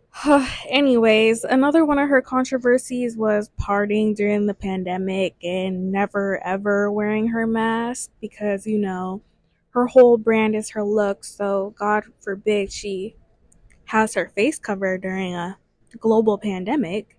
And you could tell she definitely just started doing it to piss people off even more by having a mask but not actually wearing it. And before we get into all the nitty-gritty, I want to go over some of Nikkita's funny moments. So here's a runway that Nikkita was walking down with Saucy Santano, and the whole thing is just really funny. Don't you wish your girlfriend was hot like me? Don't you wish your girlfriend was a freak like me? Don't ya? Don't you wish your girlfriend was raw like me? Don't you wish your girlfriend was fun like me? Don't ya? And then there was this clip where Santana and Nikkita just completely mess up the catwalk and she goes in the wrong direction. And then there's this weird exchange between her and the male model where it looks like it just looked like she grabbed his junk. Nikkita also had a reality show with Snapchat. I don't know who asked for this, but we see a lot of her crazy behavior on this show. And something that was very interesting was her ex Oscar was trying to shoot his shot at her again. And Nikkita is basically repulsed because he's bisexual and she cannot conceptualize a man who likes men and women being into her.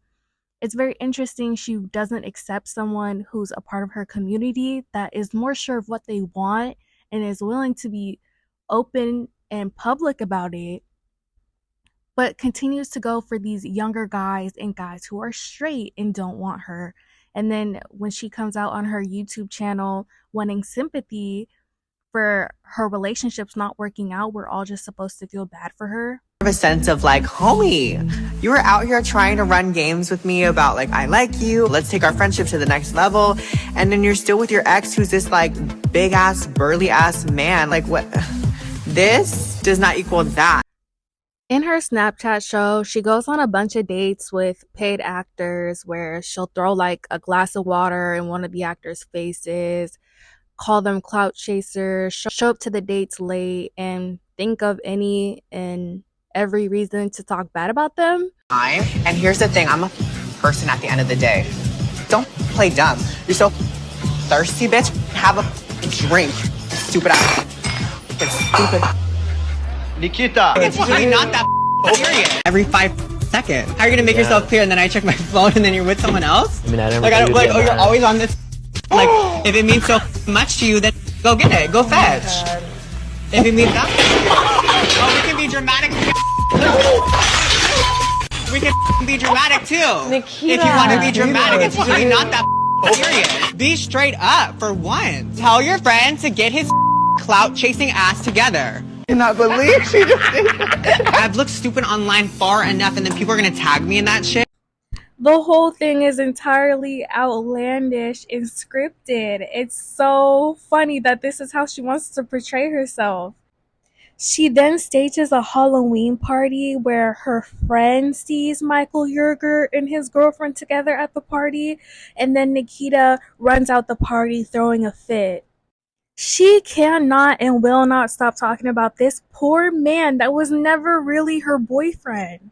My ex is gonna show up with this girl. Like, I'm done with it. Do you think seeing him in person will bring like back feelings? It's hard because I feel like I don't get emotional about a lot, and I obviously don't let that many people in, but this was like one of the first guys that like I really got like into it with. Yeah. And then it just like to have him essentially kind of like play games, it sucks. It like really brought me down to like my humbleness as like Nikkita Dragun and 6 million followers and blah blah. Like, it brings you back down to that state of just like, we're just normal girls. Inside, it's crazy, it's packed, and everyone's just trying to come up to me and say hi. And of course, in the back of my head, I'm still thinking that I'm gonna run into homeboy or whatever. But I'm really trying to stay calm, live my life, and not let my ex affect me. But then Olivia leans over to me and lets me know that he's there.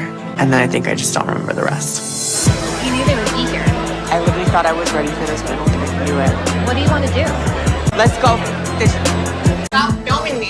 I feel like it is the most vulnerable moment, the most vulnerable I could ever be, because there definitely wasn't any closure to our relationship. I'm angry, I'm scared. You know, it really broke my heart. She's bringing him up in every interview. Even the Victoria's Secret interview, she was bringing him up. I mean, there was times when I ran into my ex, and there was times when I had to deal with a really girl. Listen, Halloween is only so big, okay, in LA. And running into your ex and his new girlfriend, Rise above. They write songs about that. There was a drink thrown occasionally, you know, a storming off, ripping off the mic. I just really didn't know how much emotions were going to be poured into this, and it truly, as much as I wanted to hold back and as much as I wanted to edit out, it's just my life. Her Snapchat show even includes her making a song. Supposedly she was a singer before she transitioned. Anything I put my mind to, I can do anything I put my mind to. Of course you can. I can do anything I put my mind to. Come on, take the breath. And then she hosts a listening party that sounds nothing like her. I'm a fake bitch. I'm a fake bitch. Tell me all your secrets, probably say shit. That's your man, probably taking. Got you mad, I don't pay no mind. I don't know who that is singing, but it's not Nikkita Dragun. Cause this is what Nikkita actually sounds like. I wanna say my name, running from the flames. Lord inspire, take me higher. On the flame, running from the veins.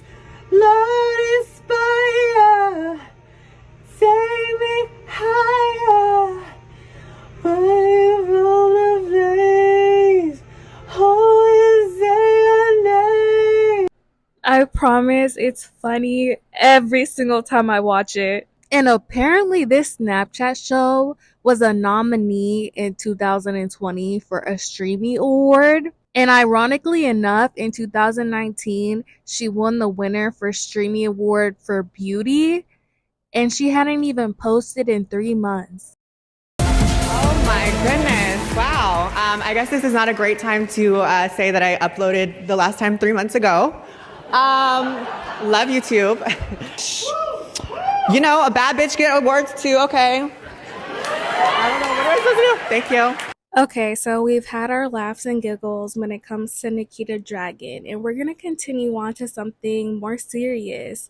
And this happened when Nikkita went to Virginia to visit her family for Thanksgiving, and she ended up getting kicked out and was walking the streets in stripper shoes, where she was taken into police custody and put on a magistrate court order because she was a danger to herself. And she spent 8 days in involuntary behavioral health treatment.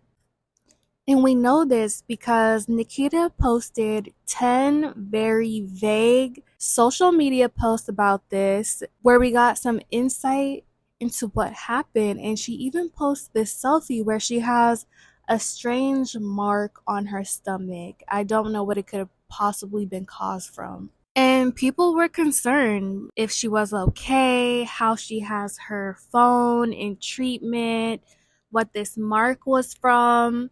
Why would she wear stripper shoes to her family's Thanksgiving? There were a lot of questions. Why would her family kick her out? Her loving, caring parents just have her walking the streets at night. Like, something definitely went wrong here. We can also tell how serious this episode was because she talks about being drugged, and which I think she was referring to booty juice. If you know, you know. It's a sedative benzodiazepine that they give psychiatric patients who are completely AWOLing, violent, and are out of control. Nikkita claims that she shared all this information to feel less alone. And we're really gonna see just how isolated Nikkita really is.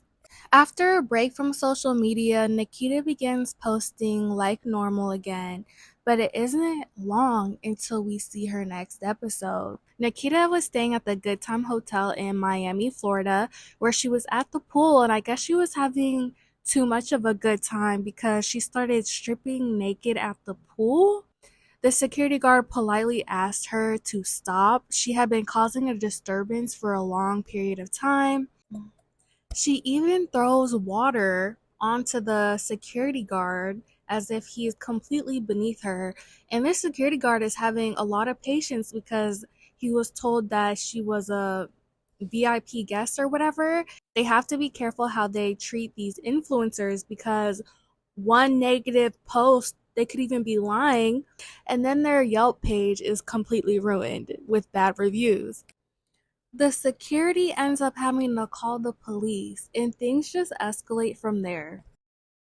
Security and law enforcement here, man. We just want Miami Beach Police. Miami Beach Police. We need to talk to you. Open the door, please. Is everything okay? Obviously not. They have to talk to you. About the disturbance from earlier. Oh my gosh. And I understand you felt earlier. Nothing happened. But we just came here to speak to you about your incident from earlier. You don't speak to me. We want to let you know. Yes? As a collective. Are you sorry? I'm not sorry for anything. Oh. For you threw water on me, man. All right. That's cool. I'm not going to go back and forth with this. What would you guys like us to do? The next complaint I get about her. Do you guys want her out? The person. I'm not going to. Did I not put you out? Do you want more? Get one more complaint. Don't do that. You're gonna go to jail if you do that. If you get it. See what I'm saying? This is Don't do that. Time, dog. Oops. Come on. Come on. Oh no. Oops. Jesus Christ. Hi. Okay, there's one shot. Don't move. Go ahead. We can take pictures of this now. I'm not. Oh, trust me. Correct me if I'm wrong, but it seems like in this arrest, Nikkita thinks she's living one of her fantasies that might include something frisky with the police, if you know what I mean. And it's something she's even reenacted on like TikTok or whatever, because it looks like in this part she started touching him inappropriately when he was handcuffing her, and I can't say 100% for sure because I can't see for certain, but he also says, "Don't touch me."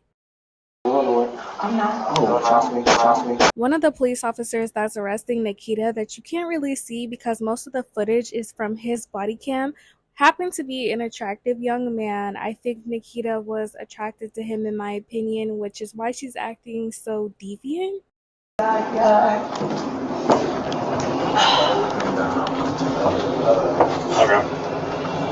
Thank you guys for at least letting me get ready for my mugshot. Thank you. Okay, I'm gonna stop resisting, but let me just.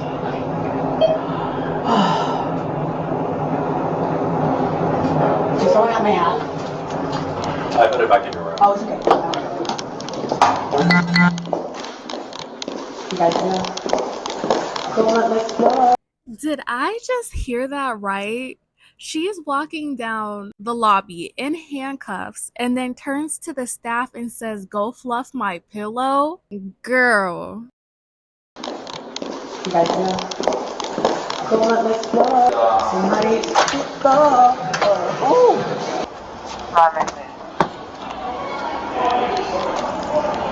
Stop doing that. I never buy complaints. Amen. No, you're gonna go talk to your house. Oh. Oh. Okay. Hi. I like your shirt. If you like it, then you should put a ring on it. If you like it, then you should put a ring on it. Don't be mad once you see that he got it. If you like it, then you should have put a ring on it. Oh, oh, oh, oh, oh, oh, oh, oh, oh. Do you have a boyfriend, girlfriend? No. Or did you date with the power you have? It's very difficult. Men are so fucking weak, bro. I'm sure you don't even have to fry a piece of butter with the heat that you could put on for the girl. Mm-hmm. That's funny though. Do you feel like you burn everything you touch though? No. Why would I feel like that? I don't know, just because you know this lifestyle, you know, you work long hours and you. What's your name? The fucking Supreme. What's your name? Nikkita Dragun. Supreme, Serena, Princessa, Nikkita Dragun. Like the Nikkita Dragun? Yes, ma'am, girl. Great pie, my dragon.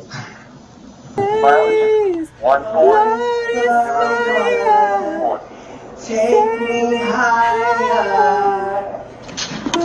I'm not scared of the fame, but I won't unleash motherfucking pain. Lord, it's fire. Oh, take me, fuck me higher. Ooh.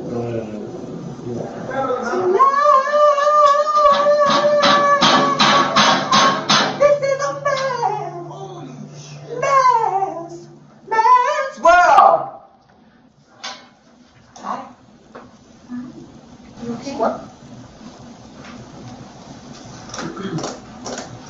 But it wouldn't be nothing Okay, without this fucking transgender, transsexual man, woman. I don't know what you gonna call me. But God knew. And during this episode, we are seeing from Nikkita, we see a lot of her gender dysphoria starts to come out. Now, I fully believe she knows she's a woman. But during this psychosis, we see a lot of her internal conflict. And we hear her start to talk about God a lot. And a lot of the people who are experiencing psychosis, and psychosis specifically is known as a psychotic experience or psychotic episode, which is a group of symptoms that affect the mind that causes people to lose touch with reality. Hallucinations, delusions, disordered thinking and speech, incoherent speech, inappropriate behavior, difficulty telling reality from fantasy, paranoid ideas. We often see religion play a part in psychosis, and this can be the case when one might feel like they're excluded from their religious community. And that could be the case for Nikkita. She was raised perceived as a gay boy and later became transgender. In Nikkita's religion, she believes that God made her and she believes she was made in the wrong body. So we see some conflict there as well. God knew. This is truly like her rock bottom. She's at her most vulnerable right now. I definitely feel like a more appropriate place for Nikkita to be at would have been a behavioral mental facility, not an isolated holding cell with police officers who are not equipped to handle these things. And it only escalates from here. We start seeing a lot of that mean girl behavior from Nikkita completely amplified. I haven't done shit to you, so I don't know why you're acting like that with me now. Because That's crazy. I've been cool with you. A nose job, BBL, lipo, under chin lipo. Damn, girl, you thick, girl. But not even in a good way. You're built like a brick. At least mine is real. Mine feels real and God loves Yours it. is not real. Huh? Yours is not real. But guess what? They all want to That's, hey, And I don't judge how you live your personal life. Oh, you're being so mean to a trans girl. I can't believe you as a fucking woman are not going to validate my womanhood. You're the one that started it. I was You're paying challenging attention. my womanhood. Let's go. You challenging my, sit the down. You want to challenge my womanhood? Bitch, I don't even got to get up out of here. What's up? How am I challenging your womanhood? Please tell me. You want to fuck up? Come here. Come here now. Relax. Come here. Relax. Oh, you're going to hide behind. Oh, you want to hide? Oh, you want to hide behind there? Oh, you're going to hide? And this is why I said a mental health facility would have been a more appropriate place for Nikkita, because as you can see, this female officer is trying to reason with her and kind of argue with her, which isn't really appropriate for this situation because she's not in the right state of mind. You can't reason with her. I'm unburnt. Try it. Girl, this is not Game of Thrones. Oh, it's not? No, it's not. I'm the freer of people. I'm wearing a real shirt. When you take my mugshot, Dracarys. exactly. Yeah. Away with What you. are we in a You're gone. game show? You're gone. What are we in a game show? Huh? We are in a game show? Oh, yeah, because guess what? I always win. And guess what? Miss Dracarys doesn't win, so I don't know what point you're trying to make. Oh, exactly. Because she dies at the end. Oh, does she? Because Drogon took her. But guess what? I'm not Khaleesi. I'm Aegon. I'm Aegon. I am Aegon. Aegon. Aegon. Dracarys. Dracarys. Dracarys. How funny is it that I'm fucking water? I can get hot too. What's up? What's up? Is that Game of Thrones? Yeah, it is. She said Dracarys. Step to me one more fucking time, and I'm gonna show you why I run this shit, bitch. Yeah, I am supreme. I am supreme. I am your fucking supreme. Know your place. Because at the end of the day, these men could take me, mop the floor with your ass, bitch. Because at the end of the day, my ass isn't real. God damn, they wanted to crowd it. Oh, they were. And bitch, you look worse than the men do. Damn. It is what it is. Okay. But this is a man's world, bitch. This is a man's world, okay? And guess what? I was princess. But like I said, don't ever question my fucking reign, bitch. Come at me. Come at me. I know who the I am. Nicolas Anton Win, breaker of chains, mother of dragons, first of her name. I just got God, bitch, because he just said I got the best ass in the world, bitch. And my good too, bitch. And he wanted to make me come, and I waited. I waited, and the back of you is even worse than the front of you. But thank God you're sparing me, because God damn it, you look like even more of a dude than before.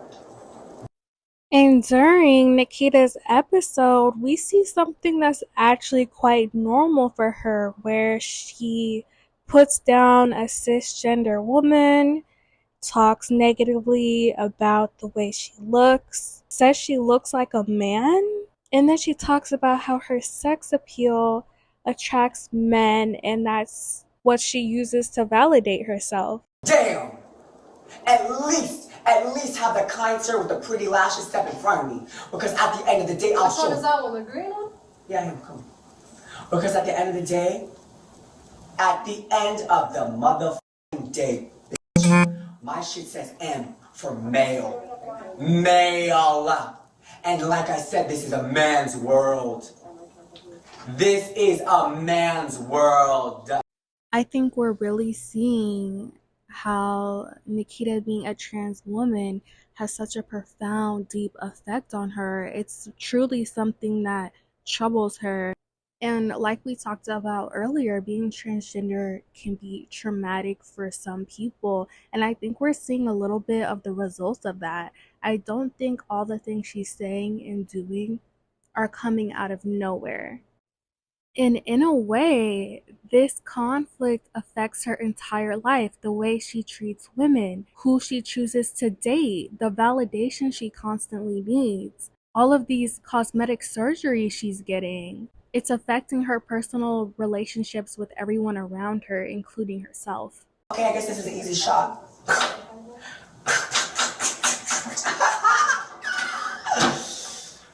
Oh, girl. How does it feel like wearing a bulletproof vest and a gun, and I can cut so because you're in my city? Shall I keep going? Shall I keep going? You're ugly. You're fat. Nobody wants you. Nobody ever gonna see your mother, bitch. I am the Alpha and the Omega, everything in between. And then we see her go from feeling inadequate to feeling superior. A lot of the mood swings showing. And then things just start to get really dark. And in my opinion, it seems as if Nikkita asked this female cop a lot of questions, maybe even why she became a police officer. And it's a possibility that the police officer confided in experiencing abuse as a child, and then Nikkita uses this to try and mentally break her. You put the male cops in the room and they're being sexually harassed by her. You put the woman in the room with her and Nikkita is committing psychological warfare onto her. And this is why this just was not the appropriate place for her to be. You're putting someone in their most vulnerable state, having a literal mental breakdown with it all on camera, and like purposely angled the camera to get good shots of her. Your skin ain't soft. That leaves only one option. They just needed a play with. Aww. Somebody played with her and she didn't like it. Aww. She got into the cops because, oh, she wants to help other people because no one helped her. Aww. She thinks that, you know, it wasn't her fault. Aww.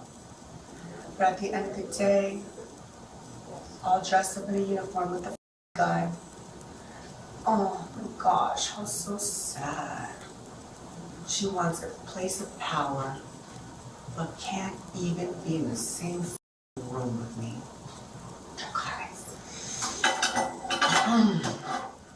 Next. Bring someone else. Next. Let's go. Because I'm hungry. And I want... Can someone at least get me a thing of water? Make yourself useful, fire girl. Get me a glass of water. Act right and you can get water. Huh? Act right and you can get water. Give me water or I will rain right the here. You want to step to me again? Let's go, bitch. Let's go. I'll get it wet and pop into any motherfucker. Come here. Come here. Come. Ah, ah.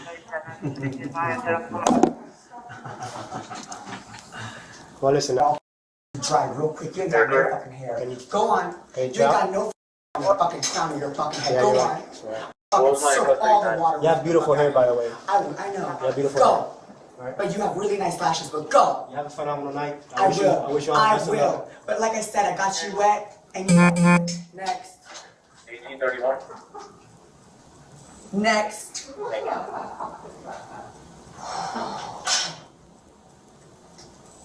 Is that supposed to do something?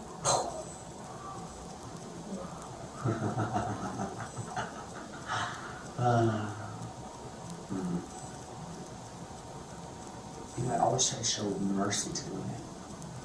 I've been nothing but nice to you. You started acting out with me. I think you can't do sad. I'm not sad. I'm waiting. You're in a soft spot.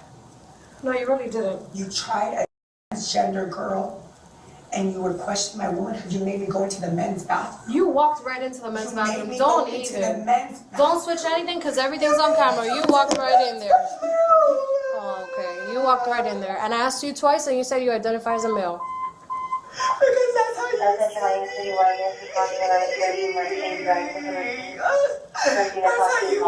can't believe a woman would do that to me. Like, why?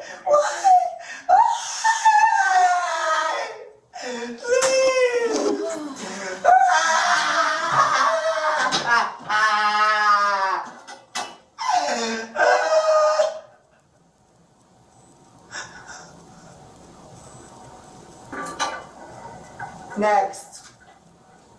I'm gonna be honest, I really have never seen something quite like this. She's having mood swings left and right. She almost thinks this is like a performance of some sort.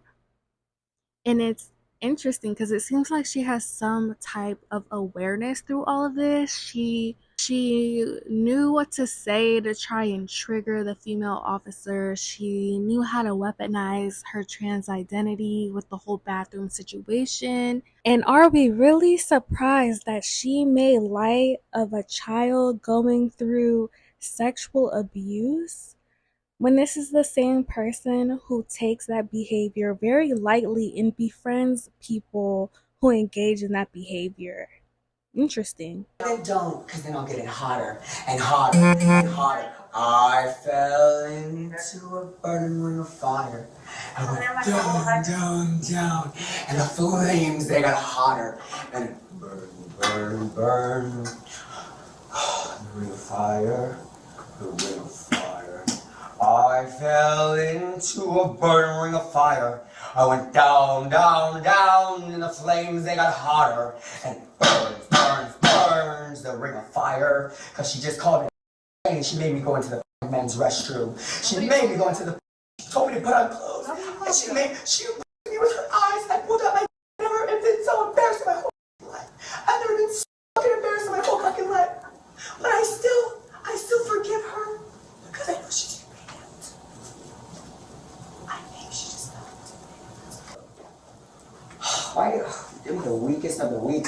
If this is our last hope, God. Sorry. God, I don't know, maybe you chose the wrong one, but I understand looking at her face. Child, bro, I'd send her straight to hell. I'd send her straight to hell, bro, looking like that.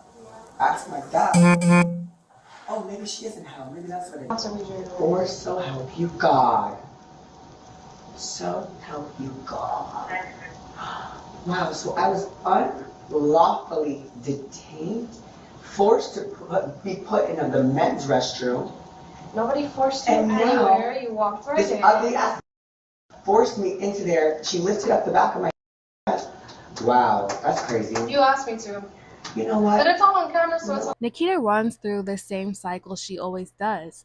Being rude to another woman, victimizing her trans identity, conflict about her trans identity, and a lot of talk about God. Talking about how men want her, being a lot nicer to men than she is to women.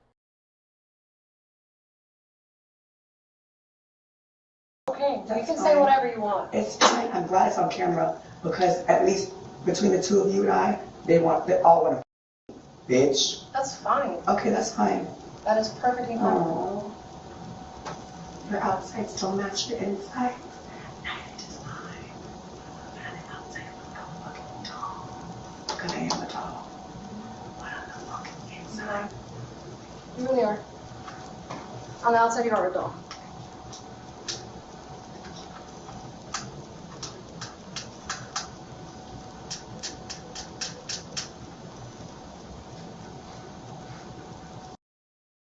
So Nikita obviously started projecting onto the officer, telling her that her outsides don't match her insides. Nikita starts yapping about how she looks like a doll, how Nikita looks like a doll. And the officer responds saying, "You do look like a doll on the outside." And Nikita is just bewildered that after everything Nikita has said to try and tear this woman apart, that this woman still showed her grace and kindness. After hours of yapping, Nikita is finally speechless. After that, Nikita gets bored and starts trying to escape her handcuff. So they have to handcuff her other arm. And this is what the female officer looks like. I know Nikita was making her sound like she looked like Fiona after midnight. I'm going to order that you stay away from the Good Times Hotel. Do you have to go there to get your personal belongings? I do. All right. So you're not allowed to go back there, but you can return there to get your personal belongings. Otherwise, you got to stay away from there. And if you go there to get your personal belongings, I don't know, you want to stay away with her? She doesn't live here. Your personal belongings, you should go with a police officer, okay? Thank you so much. I would like to thank the staff. They've been very lovely. All right, let me just write this out. I don't know, what do you want me to do? You just reduce the bonds. Do you have money to post the bond? How much is it? I don't know. I was thinking 1,000 count 1, and then 500 2 and 3. That's fine. I might have to check. $1,000 count 1, 500 count 2, 500 count 3. Judge, would you consider an ROR? I can't do that for this charge. I'm sorry. And the defendant's not from here, so. I can't. I got to set a bond. It's a $2,000 bond. If there's any reason you can't afford to pay a bond, use the free phone at the jail to call the public defender's office, and they can readdress this with your. So Nikita is not in a psychosis state right now, and the judge asked her if she has $2,000 for her bond, and Nikita says she doesn't know. And how does she not know if she has $2,000 for her bond? This is the same girl that says she has the most expensive body known to man. This is the same girl who gets her luxury car wrapped to match the color of her outfits. And she don't know she has $2,000 for her freedom. And to my understanding, she doesn't have to pay the full $2,000 up front. She just has to pay like a fraction of it to be released. Division judge. All right. And Your Honor, may I ask one question? Sure. Do I have to stay here in the men's unit still? Yeah, I don't make the rules up there, but they should make a proper accommodation for you. You should be in a separate area. You can contact the bondsman to try and get you out. Miss Corey, do you want to note your file that makes to follow up to make sure she's able to get hold of a bondsman to bond out? Yes. What Nikita does best, and she lies. She lies and says she's being held in the men's unit. Because instead of the internet talking about all the embarrassing things she said and did on the body cam footage, people are going to be more outraged about a trans person being put in danger, being held in the wrong unit. The bond? Sure. It's $1,000 count 1 for the battery on the law enforcement officer. Count 2. And she needs her community to go to bat for her.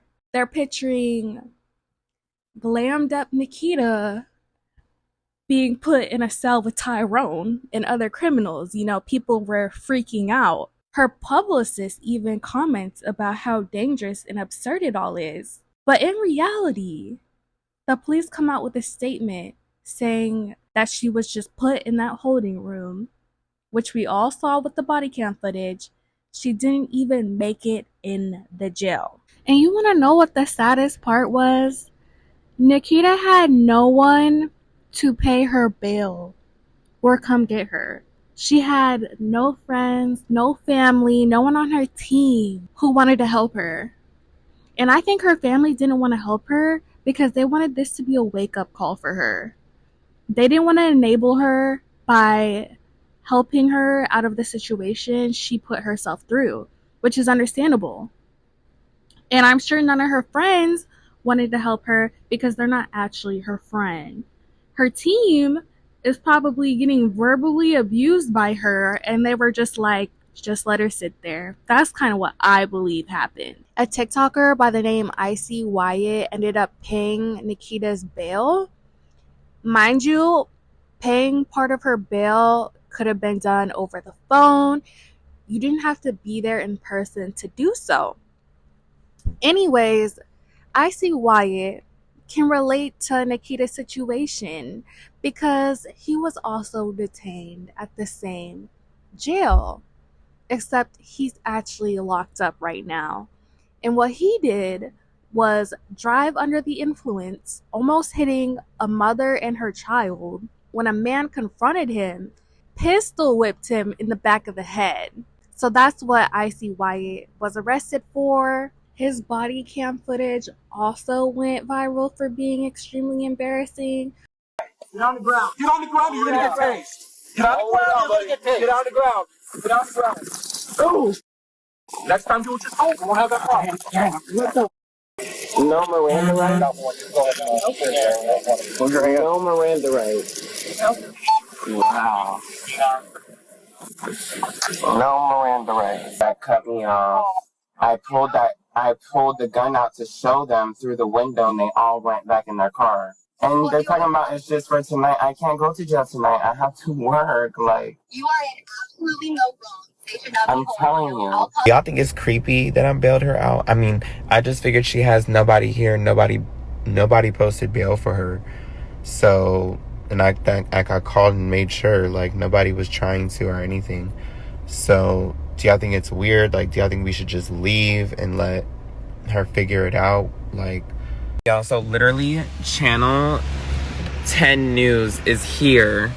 And they just told us that an inmate came out that got released. He said that she was at the front of the line, literally right about to get released, the next person, and they took her out and put her in the back of the line, and she started crying.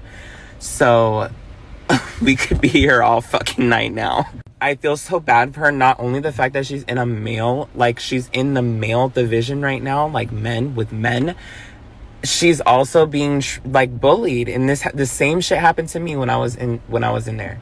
Everybody makes mistakes, but nobody deserves to be treated unfairly like everybody else. Okay, so if you were just watching my live stream, you know that Nikkita's manager just called me. She told me that she has a car coming for her and that she's probably not going to be let out until 2 a.m. and it's 11 p.m. right now. She knows that I posted bail for her and everything, so she said to just send the information over and that it will be taken care of. So I don't know if that means I will get the money back that I fronted for her bail, but it really wasn't much. It was like $350. I'm not tripping. I'm glad the girl is safe. It's really messed up what happened to her, and this is unacceptable. Everybody makes mistakes. Everybody has a little bit of fun. Nobody deserves to be treated poorly.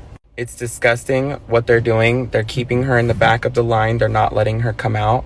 Shout out to her manager. Her manager has a car that's going to be here waiting for her. She will be safe and sound, and I will be hearing first thing in the morning from her manager. So apparently, Nikkita's team contacts Icy Wyatt because they see that he is trying to help her, get her out of jail, pick her up, whatever. And the manager tells him to basically go away because they scheduled a ride for her and took care of her bail. In reality, they didn't. So Nikita's team wasn't trying to help her get out of jail, and in fact was deterring people away who actually wanted to help her. Nikkita, baby. How are you, baby? Yes, that's right. Nikkita literally got in a car with strangers and went to their house. Random strangers.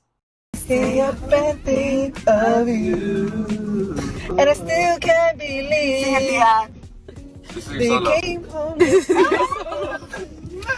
and said, I love you too. And yes, She even did the background noise. I'm dreaming with you tonight till tomorrow. I'll be holding you tight, and there's no way in the world I'd rather be than here in this room. That was really Together. good. That was really good.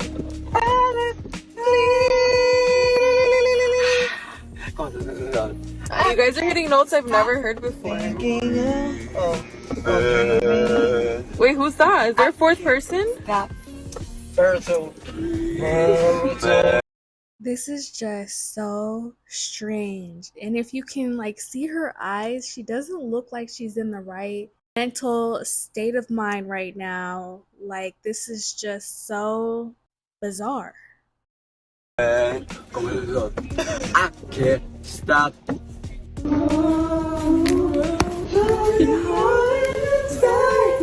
just need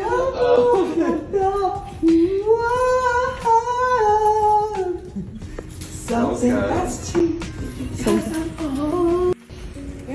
It's crazy to me that people went there to go meet her when she came out of jail and to go pick her up after watching all of my videos about bailing her out. And when I was sitting there waiting for her for a couple of hours, her manager had called me and told me to leave because they sent a car for her. Yet fans were able to go pick her up and wait for her. I don't understand. But like I said, I wasn't going there to meet her. I was just going to go help a girl out. So I'm glad she got help. I'm glad she got safe. And I'm glad she's out of that mess. Also, she did get ROR'd, which means basically that my bail's bondsman will be returning the $350 I paid for her. So I'm not even expecting a thank you from her. If you're wondering what Miss Nikkita is up to these days, she slowly began posting on social media again. She didn't talk about the incident, being arrested, or the body cam footage, which, what do you even say to that? She's still posting her stunt walk videos. It looks like she's gotten a little bit of cosmetic surgery. She just looks different to me. I'm not sure though. A lot to get off of my chest, and I'm not just talking about the silicone. But first, let's get ready for Sunday church with my goddaughter / niece / MUA for the day, Ava. And of course, Bubby too. I love rumors from P. Louise, even though I have plenty of my own. And yes, I got a little thicker, because I'm gonna eat every single time. Also, I'm looking for someone who can hold me down better than this brow gel. No, but for real, I'm slowly trying to build up my confidence again to start posting online, so let me know what you want to see. And can you believe I found this in my sister's closet? I actually wasn't planning on going to church today, so I had to borrow all of my sister's clothes, but that's what sisters are for. NYX lip liners are superior, and of course I have to top it with the OG. You may not know when it will begin, or how it ends. All you know is just keep going. And no matter what you believe, always. Believe what? I don't know. But what I don't believe is that soft whisper, the turtleneck, the playing with her nieces and nephew, and going to church and acting like she's an entirely different person now. And if for some reason you think she's humbled herself a little bit, no, she's still mean, rude, and cruel to people. That's an outfit. Huh? That's an outfit. Thanks, I got it from your mom. She's dead. Exactly. Yeah, that video, that interaction was recent.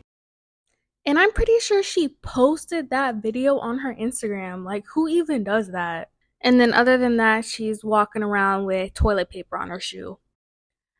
walking around with toilet paper on her shoe and she still can't get her shit together. I think Nikkita's story serves as a cautionary tale. See, the problem with Nikkita is she believes being a woman is all about being perfectly beautiful, practically imperfect, that a woman is just something to look at, a piece of meat to carve and sculpt into the perfect doll, a commodity to be lusted for and consumed by men. A fantasy that's dull and void and has meaningless significance, an endless dark hole that never satisfies. But she's only a reflection of what society has taught women. Be pretty, be quiet, always look good, have sex appeal, and smile while you cater to men. Be what men want. Nikkita was right about one thing. This is a man's world. What it really means to be a woman. A woman cannot be simply explained. We're not made to be. We are as delicate and tender, like a heart after it's just been broken.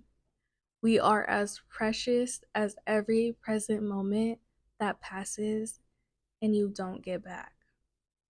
A lot of us have been coexisting in a world that's not always kind to us, that doesn't always notice us when it really matters.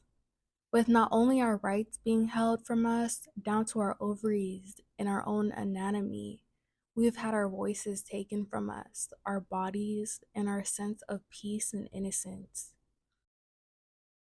That only another woman could understand the validity of these unsettling experiences, and sometimes feeling like nothing's ever fair. We possess a rage inside of us that's as tempting as sticking a fork inside of an outlet on the wall. Yet we utilize this purpose and willpower to survive, to support each other, to keep going, to fight for our rights to simply exist. Yet even under the suffocating grip of anarchy, we still find the willpower to nurture, to heal, to love and embrace, and show the world the true meaning, the real essence of beauty, and the greater value of life.